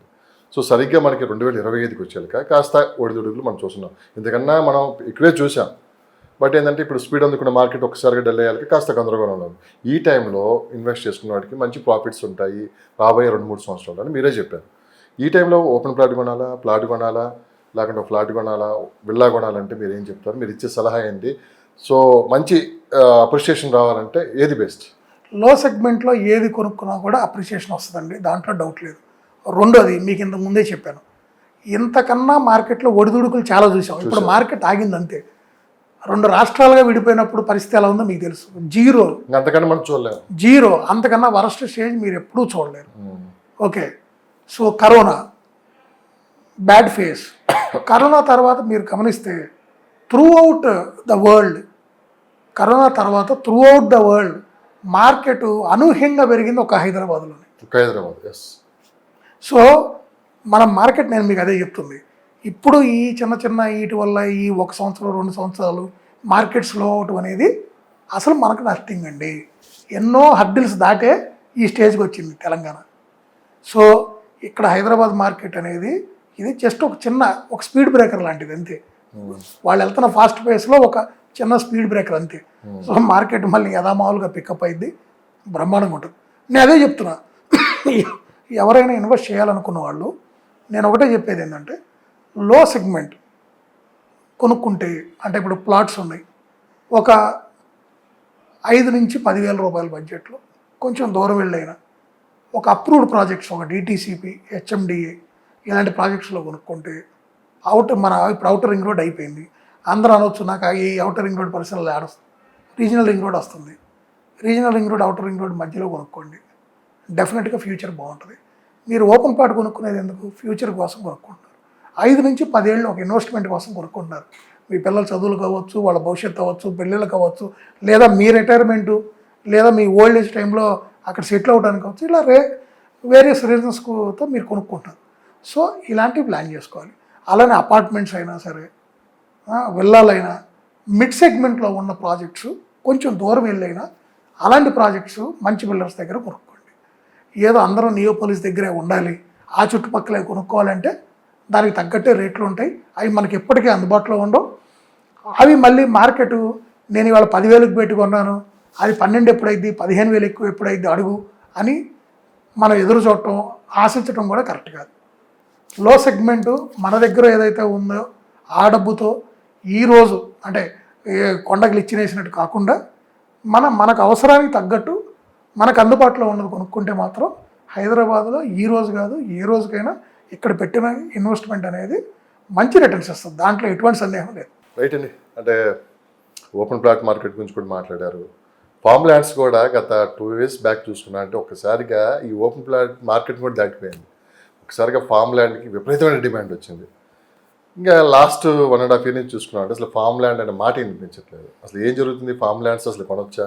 అసలు దాని రూల్స్ ఎలా ఉంటాయి ఏంటి? ఫామ్ ల్యాండ్ కొన్న తర్వాత అందులో కన్స్ట్రక్షన్ చేయాలంటే గవర్నమెంట్ నామ్స్ ఏ విధంగా ఉంటాయి? ఇక్కడ ఒకటండి, గవర్నమెంట్ ఒక డిటీసీపీ, ఒక హెచ్ఎండిఏ, లేకపోతే ఒక ఉడా తొడా ఇట్లా రకరకాల ఆర్గనైజేషన్స్ పెట్టి అప్రూవల్స్ ఇస్తున్నారు వెంచర్లకి. ఫామ్ ల్యాండ్కి కూడా ఒక అప్రూవల్ అనేది ఉంటే డెఫినెట్గా ఏదో ఒక ఆర్గనైజేషన్ నుంచి అప్రూవల్ ఇచ్చేవాళ్ళు కదా. అలాంటి అప్రూవల్ ఏదీ లేదు. కేవలం ఫామ్ ల్యాండ్ అనేది వ్యవసాయ పొలం కొని దాంట్లో మీకు నచ్చిన విధంగా ప్లాట్లను విడగొట్టుకొని మీరు వాటికి ఫామ్ ల్యాండ్, దీంట్లో నేను ఈ శ్రీగంధం పెడుతున్నానా, ఎర్రచందనం పెడుతున్నానా, లేకపోతే పలానా జామ తోట పెడుతున్నానా, మామిడి తోట పెట్టిస్తున్నానా, ఇన్ని చెట్లు పెట్టిస్తున్నా అని చెప్పి మీరు అలా చెప్పి అమ్ముతున్నారు తప్పితే దానికి ఎటువంటి చట్టబద్ధత లేదు, దానికి ప్రభుత్వం నుంచి ఎటువంటి అనుమతులు లేవు. అది స్టిల్ మీరు కొనుక్కున్న తరువాత కూడా ఎవరైతే డెవలపర్ ఎకరాల లోపంలో రైతుల దగ్గర కొని ఒక 50 ఎకరాలు, 10 ఎకరాలు, 100 ఎకరాలు కొని మీకు ఫామ్ ప్లాట్ లాగా మీకు రిజిస్ట్రేషన్ చేసిన తర్వాత కూడా అఫీషియల్గా రికార్డులో చూస్తే కనుక ఎంఆర్ఓ ఆఫీసులో అది వ్యవసాయ భూమి కింద వ్యవసాయదారుడి పేరు వచ్చే కాలంలో మీకు అమ్మిన డెవలపర్ పేరే ఉంటుంది. ఇక్కడ చాలామంది అది విస్మరిస్తున్నారు. ఫామ్ ప్లాట్లకు ఎటువంటి చట్టబద్ధత లేదు. ప్రభుత్వం ఎక్కడా ఫామ్ ప్లాట్స్ చేసుకోవటానికి కొన్ని విధి విధానాలు ఇవ్వటం కానీ అప్రూవల్స్ ఇవ్వటం కానీ చేయలే. చేసిన వాళ్ళు అయితే డిటీసీపీలు వీటన్నిటికీ ఈ పరిధులు కేటాయించి హెచ్ఎండిఏకి ఈ పరిధిని, దాంట్లో వచ్చే ల్యాండ్స్ అన్ని పర్మిషన్ హెచ్ఎండిఏ దగ్గర తీసుకోవాలని, పరిధిలోకి రాని వాటికి డిటీసీపీ దగ్గరికి వెళ్ళాలని ఇలాంటివి నియమ నిబంధనలు పెట్టరు. వాటికి పెట్టారంటే అర్థమైంది, ప్రభుత్వం నుంచి అనుమతులు కావాలంటే ఆ ఏజెన్సీల దగ్గర పోయి తెచ్చుకోవాలి. కానీ ఇక్కడ జరుగుతుంది ఏంది, వీళ్ళకి నచ్చినట్టు చేస్తున్నారు. కాకపోతే ఇక్కడ ఆకర్షణీయమైన బ్రోచర్లు వేసి ఈరోజు శ్రీగంధం ఎంత ఉంది కిలో, రేపు ఒక 20 సంవత్సరాలకి మీకు వచ్చి ఎంత వస్తుంది ఆదాయం, ఇవన్నీ వేసి మార్కెటింగ్ పర్సన్స్కి బాగా ట్రైనింగ్ ఇచ్చి వాళ్ళకి కూడా ఎక్కువ కమిషన్లు ఇస్తాం, లేకపోతే ఇన్సెంటివ్స్ ఇస్తామని రకరకాల ఆశలు చూపించి వీళ్ళు ఏంటంటే ఈ వ్యాపారాన్ని చేసుకుంటున్నారు. ఇది ప్యూర్ వ్యాపారం, 1 to 1 జరుగుతున్నటువంటి వ్యాపారం. దీంట్లో దోపిడీ తప్పితే రెండోది లేదు. రెండోది, ఫ్యూచర్లో అక్కడ ధరలు పెరిగిన రోజు మీ ప్లాట్లని ఇంకొక బై నెంబర్లతో ఆ రైతుగా ఎవరైతే మీకు ఈరోజు అమ్మిన వ్యక్తి ఉన్నాడో వాళ్ళు దాన్ని మిస్యూజ్ చేసుకొని ఇతరులకు కూడా దొంగ రిజిస్ట్రేషన్ చేసే పరిస్థితులు కూడా ఉన్నాయి. దాంట్లో ఎటువంటి డౌట్ లేదు. అదే ఒక డిటీసీపీఓ, ఒక హెచ్ఎండి లాంటి వెంచర్లు అనుకోండి, అగ్రికల్చర్ ల్యాండ్ని ఫస్ట్ వాళ్ళ పేరు మీద రిజిస్ట్రేషన్ చేసుకున్నాక వాళ్ళ కంపెనీ వాడు దాన్ని నాలా కన్వర్షన్ చేసుకోవాలి. Non agriculture land assessment tax. దానికి ఒక 8%, 9% గవర్నమెంట్ ఇంత ఛార్జ్ అని పెడుతుంది పర్ ఎకరానికి డాక్యుమెంట్ వాల్యూ మీద. ఆ విలువ ప్రకారం వాళ్ళు దాన్ని పే చేసి ప్రభుత్వం నుంచి దాన్ని కన్వర్షన్ చేసుకొని ఎంఆర్ఓ ఆఫీస్ రికార్డులో కూడా ఇళ్ల స్థలాల కింద లేదా కంపెనీ కింద ఈ భూమిని వ్యవసాయేతర భూమిగా మార్చారని చెప్పి వాళ్ళు రికార్డులో రాసుకుంటారు రెడ్ మార్క్ పెట్టి. నేను హైదరాబాద్లో పక్కన పెడితే ఈ రెడ్ శాండిల్ కావచ్చు, శ్రీగంధం మొక్కలు కావచ్చు, రకరకాల మొక్కల పేర్లు చెప్పి ఎక్కువ శాతం నెల్లూరు, ప్రకాశం జిల్లాలో ఎక్కువ ఒంగోలు జిల్లాలో మరీ ముఖ్యంగా జరుగుతూ ఉంటాయి సార్. ఏంటి అది అంటే అసలు నిజమేనా అదంతా? అంటే మీరు అన్నట్లు ఈ మొక్కలు ఎప్పుడు పెరుగుతాయో, ఎప్పుడు దాని ఫలాలు వస్తాయో తెలియదు. ఇప్పుడు మనందరికీ తెలుసు ప్రకాశం జిల్లా, ఒంగోలు, అటు నెల్లూరు ఉంది, ఇటు మన గుంటూరు జిల్లా ఉంది, ఈ రెండింటికి మధ్యలో ఉంది. అక్కడ వ్యవసాయ భూముల పరిస్థితి ఏంటి, ఎంత పంటలు పండుతాయి, ఎంత శాతం పండే అవకాశం ఉంది, వాటర్ ఎంత వస్తుంది, ఎంత వాటర్ రిసోర్సెస్ ఉన్నాయి వాళ్ళకి, అన్నీ మీకు తెలుసు. పండుతాయి ఆ భూములు బాగా లేదు. ఎంతోమంది ఇప్పుడు కాదు, గత 20-30 సంవత్సరాల నుంచి కూడా వలసలు వస్తారు, కర్ణాటక ఎక్కువ బయటికి వెళ్తారు. ఎందుకు? అక్కడ పంటలు పండవు, అందుకే అక్కడ భూముల విలువ కూడా తక్కువ ఉంటుంది. పక్కన ఉన్నటువంటి గుంటూరు జిల్లాలో భూముల విలువలు ఎంత ఉన్నాయి, అటు పక్కన ఉన్న నెల్లూరు జిల్లాలో భూమి విలువలు ఎంత ఉన్నాయి, ఒక ప్రకాశం జిల్లాలో భూముల విలువ ఎందుకు తక్కువ ఉన్నాయి? కారణం ఎందుకు? వాటర్ రిసోర్సెస్ తక్కువ, పంట పండేది తక్కువ, కౌలు తక్కువ. ఈరోజు కూడా 5 లక్షల భూములు దొరికే పరిస్థితి కూడా అక్కడే ఉంది. తక్కువలో కావాలంటే వెళ్ళే జిల్లా అది. అలాంటి చోట శ్రీగంధం ఎలా పండిద్ది, ఎర్రచందనం ఎలా పండిద్ది, లక్షల కోట్లు ఎలా వస్తాయి? ఇది మినిమం నాలెడ్జ్ ఉన్నవాళ్ళు ప్రశ్నించుకోరా? ఎవరో వాడు ఆకర్షణీయమైన బ్రోచర్ వేసాడా, ఒక అడ్వర్టైజ్మెంట్ ఇచ్చాడా, ఒక ఒక చెట్టు ఎక్కడో వీడియో తీసిన చెట్టు తీసుకొచ్చి ఎక్కడని చూపించి ఇవన్నీ వాళ్ళు చెప్పింది కాదే. మనం కూడా ఒక స్పృహతో మనం సమాజంలో ఉన్నాం, మనకి అన్నీ తెలుసు. నిజంగా అక్కడ శ్రీగంధం పండితే వాళ్ళందరూ వలస ఎందుకు వెళ్తారు? వాళ్ళ పొలాల్లో శ్రీగంధం, ఎర్రచందనం వేసి ఆడే పండిస్తారుగా. అవి అడవిలో పండి సహజ సిద్ధంగా అడవుల్లో వచ్చిన వర్షాలకి సహజ సిద్ధంగా అడవుల్లో పెరిగేయండి అవి. వాటిని తీసుకొచ్చి ఇక్కడ మేము పెంచుతాం వస్తే అది కూడా ఎక్కడ సరైన తక్కువ వర్షపాతం ఉన్న ఏరియాలో, భూమిలో నీరు తక్కువ ఉన్న ఏరియాలో బోర్లు వేస్తేనో ఎన్నో అడుగులు వేస్తే 1-1.5 ఇంచులు కూడా పడదో లేదా అని డౌట్ ఉన్నటువంటిగా ప్రకాశం జిల్లాలో మరీ ముఖ్యంగా వాళ్ళు శ్రీగంధాలు, ఎర్రచందనాలు ఈ పండిస్తానంటే అది ఎంతవరకు కరెక్ట్ చెప్పండి మీరు? ఎందుకు అడిగానంటే ప్రశ్న, ఇక్కడ కూడా హైదరాబాద్లో కూడా ఫామ్ ల్యాండ్స్ అని చెప్పి మనం తీసుకున్న సైట్ ఇప్పుడు అక్కడ సక్సెస్ అయింది. దాంతో ఇప్పుడు దాన్ని ఇక్కడ తీసుకొచ్చి హైదరాబాద్లో కూడా ఇప్పుడు నారాయణ ఖేడ్ అని ఇప్పుడు దూర ప్రాంతాలకు వెళ్తున్నారు. అక్కడ కూడా ఇదే సేమ్ ఆకర్షణీయమైన బ్రోచర్లు వేయటం. ఇదిగోండి ఈ ఫామ్ ల్యాండ్స్లో కూడా చెప్పేది ఇదే, అంటే పండ్ల మొక్కలు అదొక రెండు ఒక 50 మొక్కలు పెడుతున్నా అని చెప్పి మంచి మీకు అది ఒక 2-3 ఇయర్స్ ఆగితే మీకు ఈ మంచి ఫలాలు వస్తాయని చెప్పి కూడా ఏదో మొత్తానికి అయితే ఒక ఆకర్షణ అయితే నడిచింది. అమ్మేదాకా అన్ని ఆకర్షణీయంగా ఉంటాయండి, అమ్మిన తర్వాత అక్కడ ఏది ఉండదు, మిమ్మల్ని ఆకర్షించడానికి ఉండదు. మీరు కనీసం మీకు ఫోన్ చేస్తే పలికేవాళ్ళు కూడా ఉంటారు అక్కడ. ఈ విషయంలో ఎంత జాగ్రత్తగా ఉండాలని కూడా మనం నేను ఇంతకుముందు లోగడ 2-3 ఇంటర్వ్యూలో కూడా మీకు చెప్పడం జరిగింది. ఫామ్ ప్లాట్స్కి ఎటువంటి చట్టబద్ధత లేదు. ఇంత స్ట్రైట్గా మాట్లాడతారు కదా, ఇబ్బంది ఉండదా మరి మీకు? సహజం అండి, ఇక తప్పదు. మార్కెట్లో మనకు విలువిచ్చి మాట్లాడేవాళ్ళు, లేకపోతే మీరు కరెక్ట్గా చెప్పారు అని చెప్పి మనల్ని అభిమానించే వాళ్ళు 10 మంది ఉంటే, విమర్శించే వాళ్ళు 10 మంది ఉంటారు, సహజం. కానీ ఇక్కడ మీరు ఒకటి మాట అడిగారు ఇందాక, మరి చాలామంది ఇట్లా కొనుక్కుంటున్నారే వాళ్ళ పరిస్థితి ఏంది? మరి ఇప్పుడు అలాంటి వాళ్ళు అంటే ఇప్పుడు 10 మంది మోసపోయారు, ఇంకో 10 మంది వాళ్ళు ఆ విధంగా మోసపోకూడదు అనుకుంటా మనం చెప్పగలగాలి, కనీసం వాళ్ళ గైడెన్స్ ఇవ్వగలగటమే మన పని. మనం అయితే వెళ్ళి వాళ్ళని ఆపలేము. ఇప్పుడు గోతులో పడేవాడిని మనం అక్కడ గొయ్యిందో చూసుకో అని చెప్పగలం, కానీ మనం అయితే ఆపలేము, వెళ్ళి దగ్గరికి వెళ్ళి చొక్కా పట్టుకొని లాగలేదు. అదే ఆ ప్రపంచ యాత్రికుడు అన్వేషణ అన్నట్లు ప్రపంచం మొత్తం దొంగలే, మోసం చేసేవాడు తప్పు కాదు, మోసపోయేది తప్పు అన్న అంతే. మరి 100% రియల్ ఎస్టేట్లో కూడా అత్యాశపోయి ఏదో జరిగిపోతుంది. ఈరోజు మన దగ్గర ఇంత టెక్నాలజీ వచ్చినాక ఇంకా స్టిల్ మనం వాళ్ళు చెప్పారు వీళ్ళు చెప్పారు. ఈ రోజు మోసపోయిన తర్వాత మీరు చూడండి, ఆ కంపెనీలు ముందుకెళ్తారు, మాకు ఇది చెప్పారు, మాకు అది చెప్పారు. సాహితీ వాళ్ళు బోర్డు తిప్పేసి నాకు అందరూ లేవన్నారు, మాకు ఆ రోజు ఇది చెప్పాడు, మాకు ఇది చెప్పాడు, ఈ రోజుకి ఇక్కడ ఏం మొదలవ్వలేదు, ఇట్లా చేశారు అట్లా చేశారు అంటారు. నేనేది అసలు ఆ ప్రీ లాంచ్ ప్రీ బుకింగ్ ఎలా కొనుక్కున్నారు మీరు? సార్ మొత్తం మీరు 22 సంవత్సరాలా?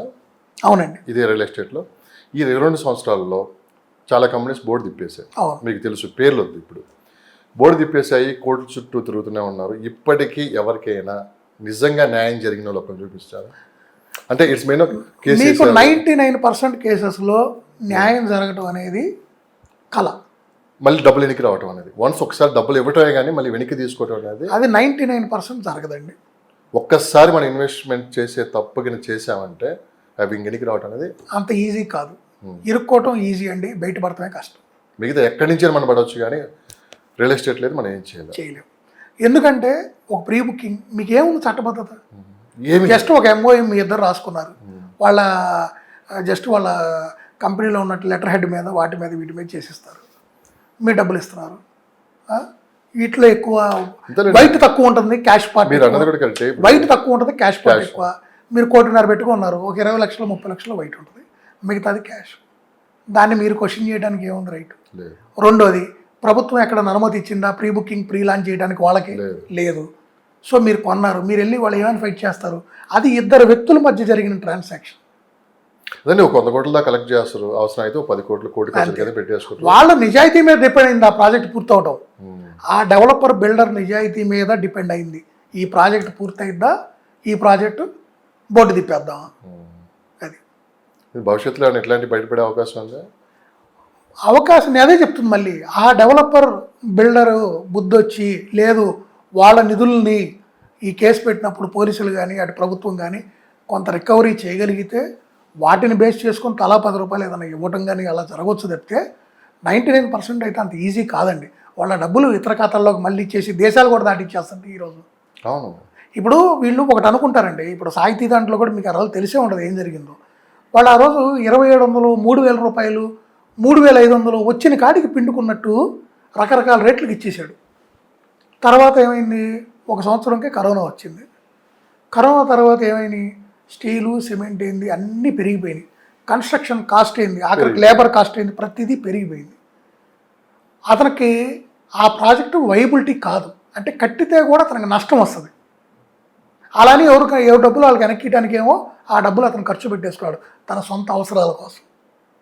సో తిరిగి ఇవ్వలేడు. అందుకని ఏం చేశాడు, కొడుకుల్ని దేశం విడిచి పంపించేశాడు. తర్వాత ఆయన కూడా పక్కదారిలో వెళ్ళిపోదామని ట్రై చేశాడు. ఈ లోపల వీళ్ళు కళ్ళు తెలిసి కొంతమంది బాధ్యతలు వెళ్ళి వాళ్ళ ఆఫీస్ కాడ గొడవ చేయడం, ఆయన అరెస్ట్ చేయడం, తర్వాత అన్నీ ఏం జరిగాయి మనం చూసాం.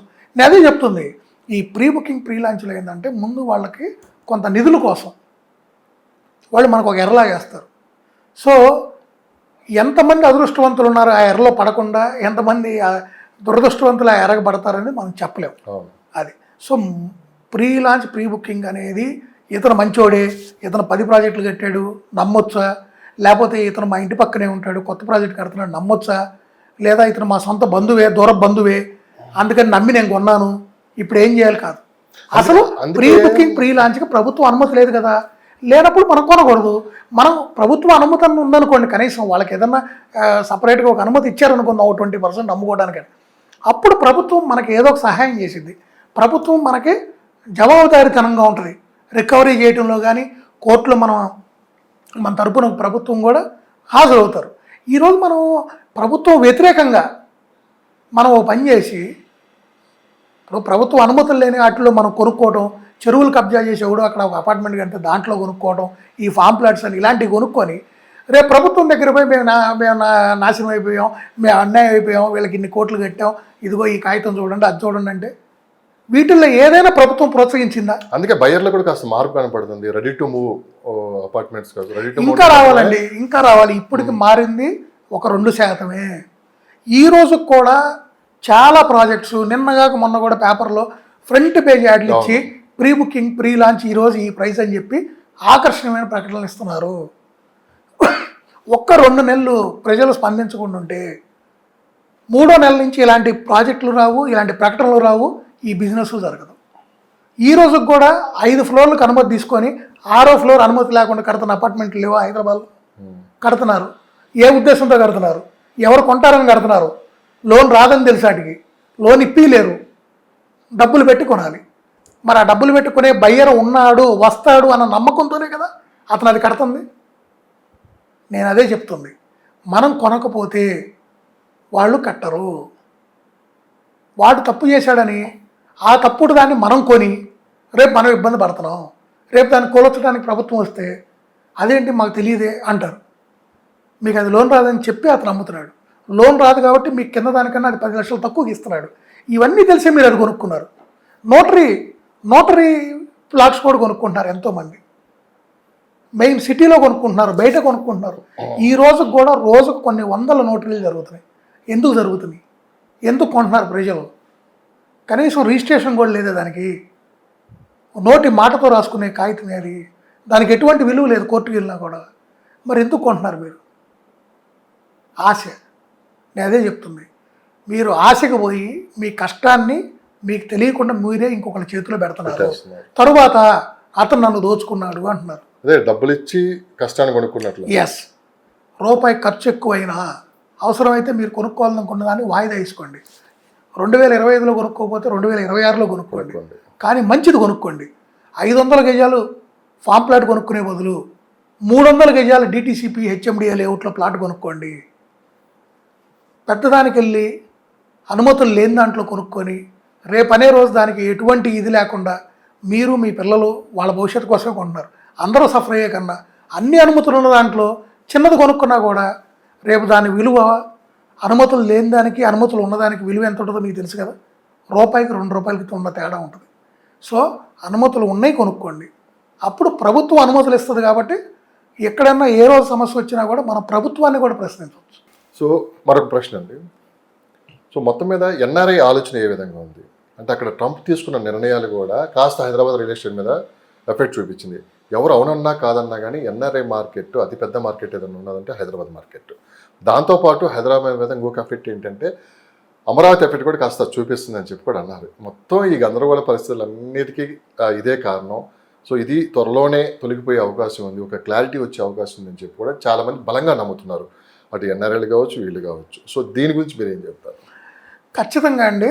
అమెరికా అధ్యక్ష ఎన్నికలు జరిగినాయి, అక్కడ కూడా గవర్నమెంట్ మారింది, ట్రంప్ వచ్చారు. ఆయన వచ్చిన వెంటనే చాలా వేగంగా కొన్ని నిర్ణయాలు తీసుకున్నారు. అక్కడ మన పనిచేస్తున్నటువంటి మన ఉద్యోగాల్లో కూడా కొంత అభద్రతా భావం వచ్చింది. స్టూడెంట్స్ వీసాలు తగ్గించేశారు, ఇంటర్వ్యూస్ కూడా ఆపారు. ఈ మధ్యకాలంలో మీరు గమనిస్తే రెస్ట్రిక్షన్స్ పెట్టారు. ఈవెన్ అమెరికా నుంచి బయటికి నిధులు రావాలన్నా వాటికి సంబంధించి కూడా ఒక 5% 3.5% ట్యాక్స్ పెట్టారు ఇప్పుడు. సో ప్రతిదానికి రెస్ట్రిక్షన్స్ పెడుతున్నారు. సో దీనివల్ల ఏమవుతుందంటే డెఫినెట్గా అక్కడ ఉన్నటువంటి ఎన్ఆర్ఐస్ ఎవరైతే ఇక్కడ ఇన్వెస్ట్ చేస్తున్నారో వాళ్ళకి ఇవన్నీ కొన్ని ఇబ్బందులు ఉంటాయి. కాబట్టి రేపు ఇక్కడ ఇన్వెస్ట్ చేసాం మళ్ళీ ఆ డబ్బులు అక్కడ తీసుకెళ్లాలన్నా కూడా కొన్ని ఇబ్బందులు ఉన్నాయని ఆల్రెడీ వాళ్ళు బాధపడుతున్నారు. సో ఇప్పుడు మళ్ళీ కొత్తగా ఇంకో కొన్ని బాధలు రాబోతుంది. సో వాళ్ళందరూ కూడా ఏంటంటే కొంచెం వేచి చూసి దూరంలోకి వెళ్ళారు. దీంట్లో ఇంకొక పాయింట్ కూడా ఉంది. ట్రంప్ డెసిషన్స్ అనే కాదు, ఇంతకుముందు మీరు గమనిస్తే మనకు ఆంధ్ర రాష్ట్రం అక్కడ ఎన్నికల్లో అప్పుడు గవర్నమెంట్ మారి ఆయన జగన్మోహన్ రెడ్డి గారు రావడం, ఆ తర్వాత అక్కడ రాజధాని 3 రాజధానులు అని అక్కడ రకరకాల ఇష్యూస్ వల్ల గందరగోళం, భయంకరమైన గందరగోళం జరిగింది. 5 సంవత్సరాలు అక్కడ పూర్తి స్థాయిగా పరిపాలన స్తంభించింది. పూర్తిగా అంటే వ్యాపారస్తులకి వ్యాపారాలు చాలా ద్రుతంగా అక్కడి నుంచి పెట్టుబడులు వచ్చాయి. అసలు వ్యాపారాలు లేవండి, ఇసుక లేదు. సంవత్సరం పాటు అసలు ఇసుక అనేది అందుబాటులో లేదు. సో ఒక టాపీ మేస్త్రి కాడి నుంచి ఒక వ్యాపారస్తుడు, ఒక మద్యం వ్యాపారం చేసుకునే వ్యాపారస్తుడైనా, రోడ్ కాంట్రాక్టర్ అయినా, ఎవరైనా సరే పెద్ద పెద్ద అపార్ట్మెంట్లు నిర్మించే వ్యక్తులే ప్రతి ఒక్కరు కూడా పక్క చూపులు పక్క రాష్ట్రాల వైపు చూడాల్సిన పరిస్థితి వచ్చింది వాళ్ళ మనుగడ కోసం. అలా ఎంతోమంది హైదరాబాద్ వచ్చారు, బెంగళూరు వెళ్ళారు, చెన్నై, ఏటోళ్ళు అటు వెళ్ళారండి. వెళ్ళి వీళ్ళు ఇక్కడ ఏం చేశారు, కొత్త అవకాశాలు ఎత్తుక్కున్నారు. సో ఇక్కడ హైదరాబాద్ బాగుంది, బాగా డెవలప్ అవుతుంది, ఈ ఫార్మాసిటీలు అంటున్నారు, ఎక్స్ట్రా రీజనల్ రింగ్ రోడ్ అంటున్నారు, మెట్రో ఎక్స్పాండ్ అని వీళ్ళు కూడా ఏం చేశారు, రకరకాల వాటిలో ఇన్వెస్ట్మెంట్ చేశారు. సో ఆ టైంలో ఏమైంది, రెట్టించిన ఉత్సాహంతో మార్కెట్ కూడా పెరిగెత్తింది. రూపాయి పెరగాల్సిన మార్కెట్ 2 రూపాయలు పెరిగింది. అందుకే నేను మీతో అన్న ఇందాక, కరోనా తర్వాత ఎక్కడా లేని గ్రోత్ హైదరాబాద్లో వచ్చింది. ఎలా వచ్చింది? కేవలం ఎన్ఆర్ఐలు కాదు, పక్క రాష్ట్రాల వాళ్ళు కూడా ఇక్కడ ఇన్వెస్ట్మెంట్ బాగా చేశారు. ఇక ఇక్కడ పరిస్థితి ఎట్టుంటుందో ముందని. ఇప్పుడు అక్కడ ప్రభుత్వం మారింది, చంద్రబాబు నాయుడు గారు వచ్చారు. సేమ్ మళ్ళీ ఆయన ప్లానింగు ఏంటి అనేది అందరికీ తెలిసింది. సో దీన్ని బేస్ చేసుకొని మళ్ళీ రాజధాని అంతా ఇప్పుడు స్పీడప్ చేశారు. ఆయన ఇల్లు ఏదో కడుతున్నారు అక్కడ, ఇప్పుడు అక్కడ అవుటర్ రింగ్ రోడ్ అని, ఆ ప్లానింగ్స్ అన్నీ బాగా జరుగుతున్నాయి. ప్లస్ సెంట్రల్ గవర్నమెంట్తో వాళ్ళకి అలయన్స్తో వచ్చారు కాబట్టి కొంచెం నిధులు ఇవన్నీ కూడా బాగా వస్తాయని ఇవన్నీ కొన్ని స్పీడ్గా జరగటం. రెండోది, ఇప్పుడు లిక్కర్ షాపులు కూడా అక్కడ ప్రైవేట్ వాళ్ళకి ఇచ్చారు. సో మళ్ళీ అక్కడ బిజినెస్ పీపుల్ ఉన్నారు కొంతమంది, ఆ వ్యాపారం చేసేవాళ్ళు. మళ్ళీ వాళ్ళ రాష్ట్రంలో వాళ్ళకి అది మొదలైంది కాబట్టి బిజినెస్ పీపుల్ అందరూ మళ్ళీ అక్కడికి వెళ్ళిపోతున్నారు. అక్కడ శాండ్ ఫ్రీ చేశారు. సో ఇప్పుడు కన్స్ట్రక్షన్లో ఉన్నటువంటి వాళ్ళు మళ్ళీ కొత్తగా బిల్డింగ్స్ ఏంటి, అపార్ట్మెంట్స్ ఏంటి, వర్కులు స్టార్ట్ అయిపోతున్నాయి, రాజధాని వర్క్ కూడా స్టార్ట్ అవుతుంది. సో ఇప్పుడు పని ఎక్కడ దొరుకుతున్నప్పుడు ఇప్పుడు ఇంత దూరం వచ్చి ఇక్కడ పక్క రాష్ట్రంలో మనం ఉండాల్సిన అవసరం లేదు కదా, నా సొంత రాష్ట్రంలో నాకు ఆ పని అవకాశాలు ఉన్నప్పుడు అని చాలామంది మళ్ళీ పక్క చూపులు చూస్తారు కదా. రాష్ట్రం విడిపోయినప్పుడు కూడా ఇక్కడ మార్కెట్ పడిపోవడానికి కారణం అదే కదా. ఇక మన ఊరే మనం వెళ్దాం, మనకు అక్కడ అవకాశాలు ఉంటాయి, కొత్త రాజధాని వస్తుందని ఎంతోమంది వెళ్ళారు. అట్లా ఇప్పుడు మళ్ళీ అక్కడ కొంత పునర్జీవం పోసుకుంటుంది కాబట్టి రాజధాని మళ్ళీ అవకాశాలు పెరిగినాయి. రోడ్డు వర్క్లు ఏంది అన్నీ కాంట్రాక్టులు ఇస్తున్నారు, కాంట్రాక్టర్లకు కూడా చేతి నిండా పని ఉంటుంది, బిల్డర్స్కి పని వచ్చింది, శాండ్ ఇవన్నీ ఫ్రీ చేయడం వల్ల వాళ్ళ ఖర్చులు కూడా తగ్గుతాయి. ఈ టాపీ మేస్త్రుల కింద ప్రతి ఒక్కళ్ళకి పనులు ఉన్నాయి కాబట్టి అందరూ మళ్ళీ వాళ్ళ రాష్ట్రానికి వెళ్తున్నారు. కాబట్టి ఏంటంటే ఇక్కడ ఏదైతే నిన్నటిదాకా ఒక 10 మంది ఇన్వెస్ట్ చేస్తున్నారో ఒక 2 ఇన్వెస్టర్లు తగ్గారు. దానివల్ల కూడా కొంత మార్కెట్ మీద ఎఫెక్ట్ పడింది.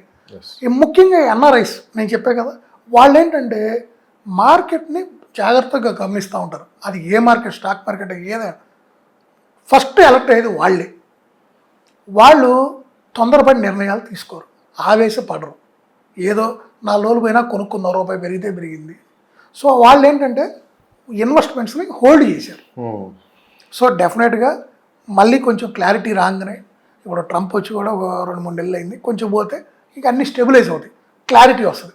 అప్పుడు మనం ఏ రూపంలో ఇన్వెస్ట్మెంట్స్ పెట్టుకుంటే బెటరు, లేదా మనం పెట్టే ఇన్వెస్ట్మెంట్ వల్ల మనకి ఎంత నష్టం ఉంది ట్యాక్సుల రూపంలో కానీ ఏ విధంగా అయినా ఇవన్నీ బేరీజ్ వేసుకొని డెఫినెట్గా మళ్ళీ ఇన్వెస్ట్మెంట్స్ పెడతారు. ఏదైనా ఫైనల్గా రాబోయేది మంచి రోజులే కానీ మార్కెట్కి ఈ స్టాగ్నేషన్ అయితే ఎక్కువ కాలం కొనసాగే అవకాశం అయితే లేదు. ఎందుకంటే చాలా వరస్ట్ ఫేస్ చూసి వచ్చిందండి తెలంగాణ, హైదరాబాద్ ముఖ్యంగా. అంతకన్నా వరస్ట్ ఇంకోటి రాదు, చూసి వచ్చేసాం, అయిపోయింది. అంటే ఫైనల్గా ఇప్పుడు ఇన్వెస్ట్ చేస్తే రైట్ టైం ఒక మాటలో చెప్పాలంటే నేను మీకు మళ్ళీ చెప్తున్నా, మార్కెట్ ఇప్పుడు ఆగి ఉంది, పడిపోలేదు. మార్కెట్ స్పీడ్ ఆగింది. స్పీడ్ ఆగినప్పుడు మన దగ్గర డబ్బులు ఉంటే, అప్పు చేసి కాదు, నేను మళ్ళీ మీకు చెప్తున్నా, అప్పు చేసి కాదు, మీ దగ్గర డబ్బులు ఉంటే, మీకు ఒక సొంత ఇల్లు కొనుక్కోవాలని మీకు ఒక ఆశ ఉంది, లేదా ఒక ప్లాట్ కొనుక్కుందాం పిల్లల భవిష్యత్తుకో, మీ రిటైర్మెంట్కో, మీ భవిష్యత్తుకో అని, అలాంటి వాళ్ళు కొనుక్కోవడానికి ఇది రైట్ టైమే. అంతేకాని ఇది సూపర్ టైము, రేపు 6 నెలల్లోనే పెరిగిపోయింది, డబుల్ అయింది నేను చెప్పను. డబ్బులుండి కొనుక్కునే వాళ్ళకి ఇది మంచి టైమే. ఎందుకంటే ఈ టైంలో మీరు బిల్డర్నైనా ఒక రియల్ ఎస్టేట్ డెవలపర్నైనా మీరు డిమాండ్ చేయొచ్చు, మార్కెట్ స్లోగా ఉంది కాబట్టి నాకు 2 రూపాయలు తక్కువకి ఇస్తావా అని మీరు అడగగలిగిన టైం. కాబట్టి మీరు నిజంగా కొనుక్కోగలిగిన కెపాసిటీ మీకుండి మీ దగ్గర జేబులో డబ్బులు ఉంటే కనుక ఇన్వెస్టర్కి ఇది రైట్ టైమే. Thank you sir, thank you so much, thank you valuable time. మరొక ఎపిసోడ్తో మళ్ళీ కలుద్దాం. వీరన్నట్టు కూడా మంచి రోజులు రావాలని మనస్ఫూర్తిగా మనం కూడా కోరుకుందాం. అట్ ఎ టైం ఇన్వెస్ట్ చేసే వాళ్ళు కూడా 1-2 సార్లు అంటే అన్ని చెక్ చేసుకునే ముందుకెళ్ళాలని చెప్పి కూడా మనం కూడా కోరుకుందాం. ధన్యవాదాలు. Thank you. నేను మీ శ్రీకాంత్ బాబు, నేను రియల్ ఎస్టేట్ ఎక్స్పర్ట్ని. నేను 22 ఇయర్స్ నుంచి రియల్ ఎస్టేట్ ఇండస్ట్రీలో ఉన్నాను. రియల్ ఎస్టేట్కి సంబంధించినటువంటి ఎటువంటి సందేహాలు ఉన్నా, ఏ సూచనలు కావాలన్నా, ఏ సలహాలు కావాలన్నా మీరు ఎప్పుడైనా నన్ను సంప్రదించవచ్చు. ఒక రియల్ ఎస్టేట్కి సంబంధించిన కేవలం ఇన్వెస్ట్మెంట్స్ గురించే కాదు, మీకు లీగల్గా రియల్ ఎస్టేట్కి సంబంధించి మీరు కొనుక్కునేటువంటి విల్లాలైనా, ప్లాట్స్ అయినా, ఫ్లాట్స్ అయినా, వీటికి సంబంధించిన లీగల్ ఒపీనియన్ల గురించి కూడా మీరు నన్ను సంప్రదించవచ్చు. మీరు నన్ను ఏ రోజు మీరు నన్ను సంప్రదించాలన్నా కూడా 9966212888 నెంబర్కి కాల్ చేయగలరు. ఉదయం 9 నుంచి సాయంత్రం 6 గంటల లోపల ఏ రోజైనా మీరు కాల్ చేయొచ్చు.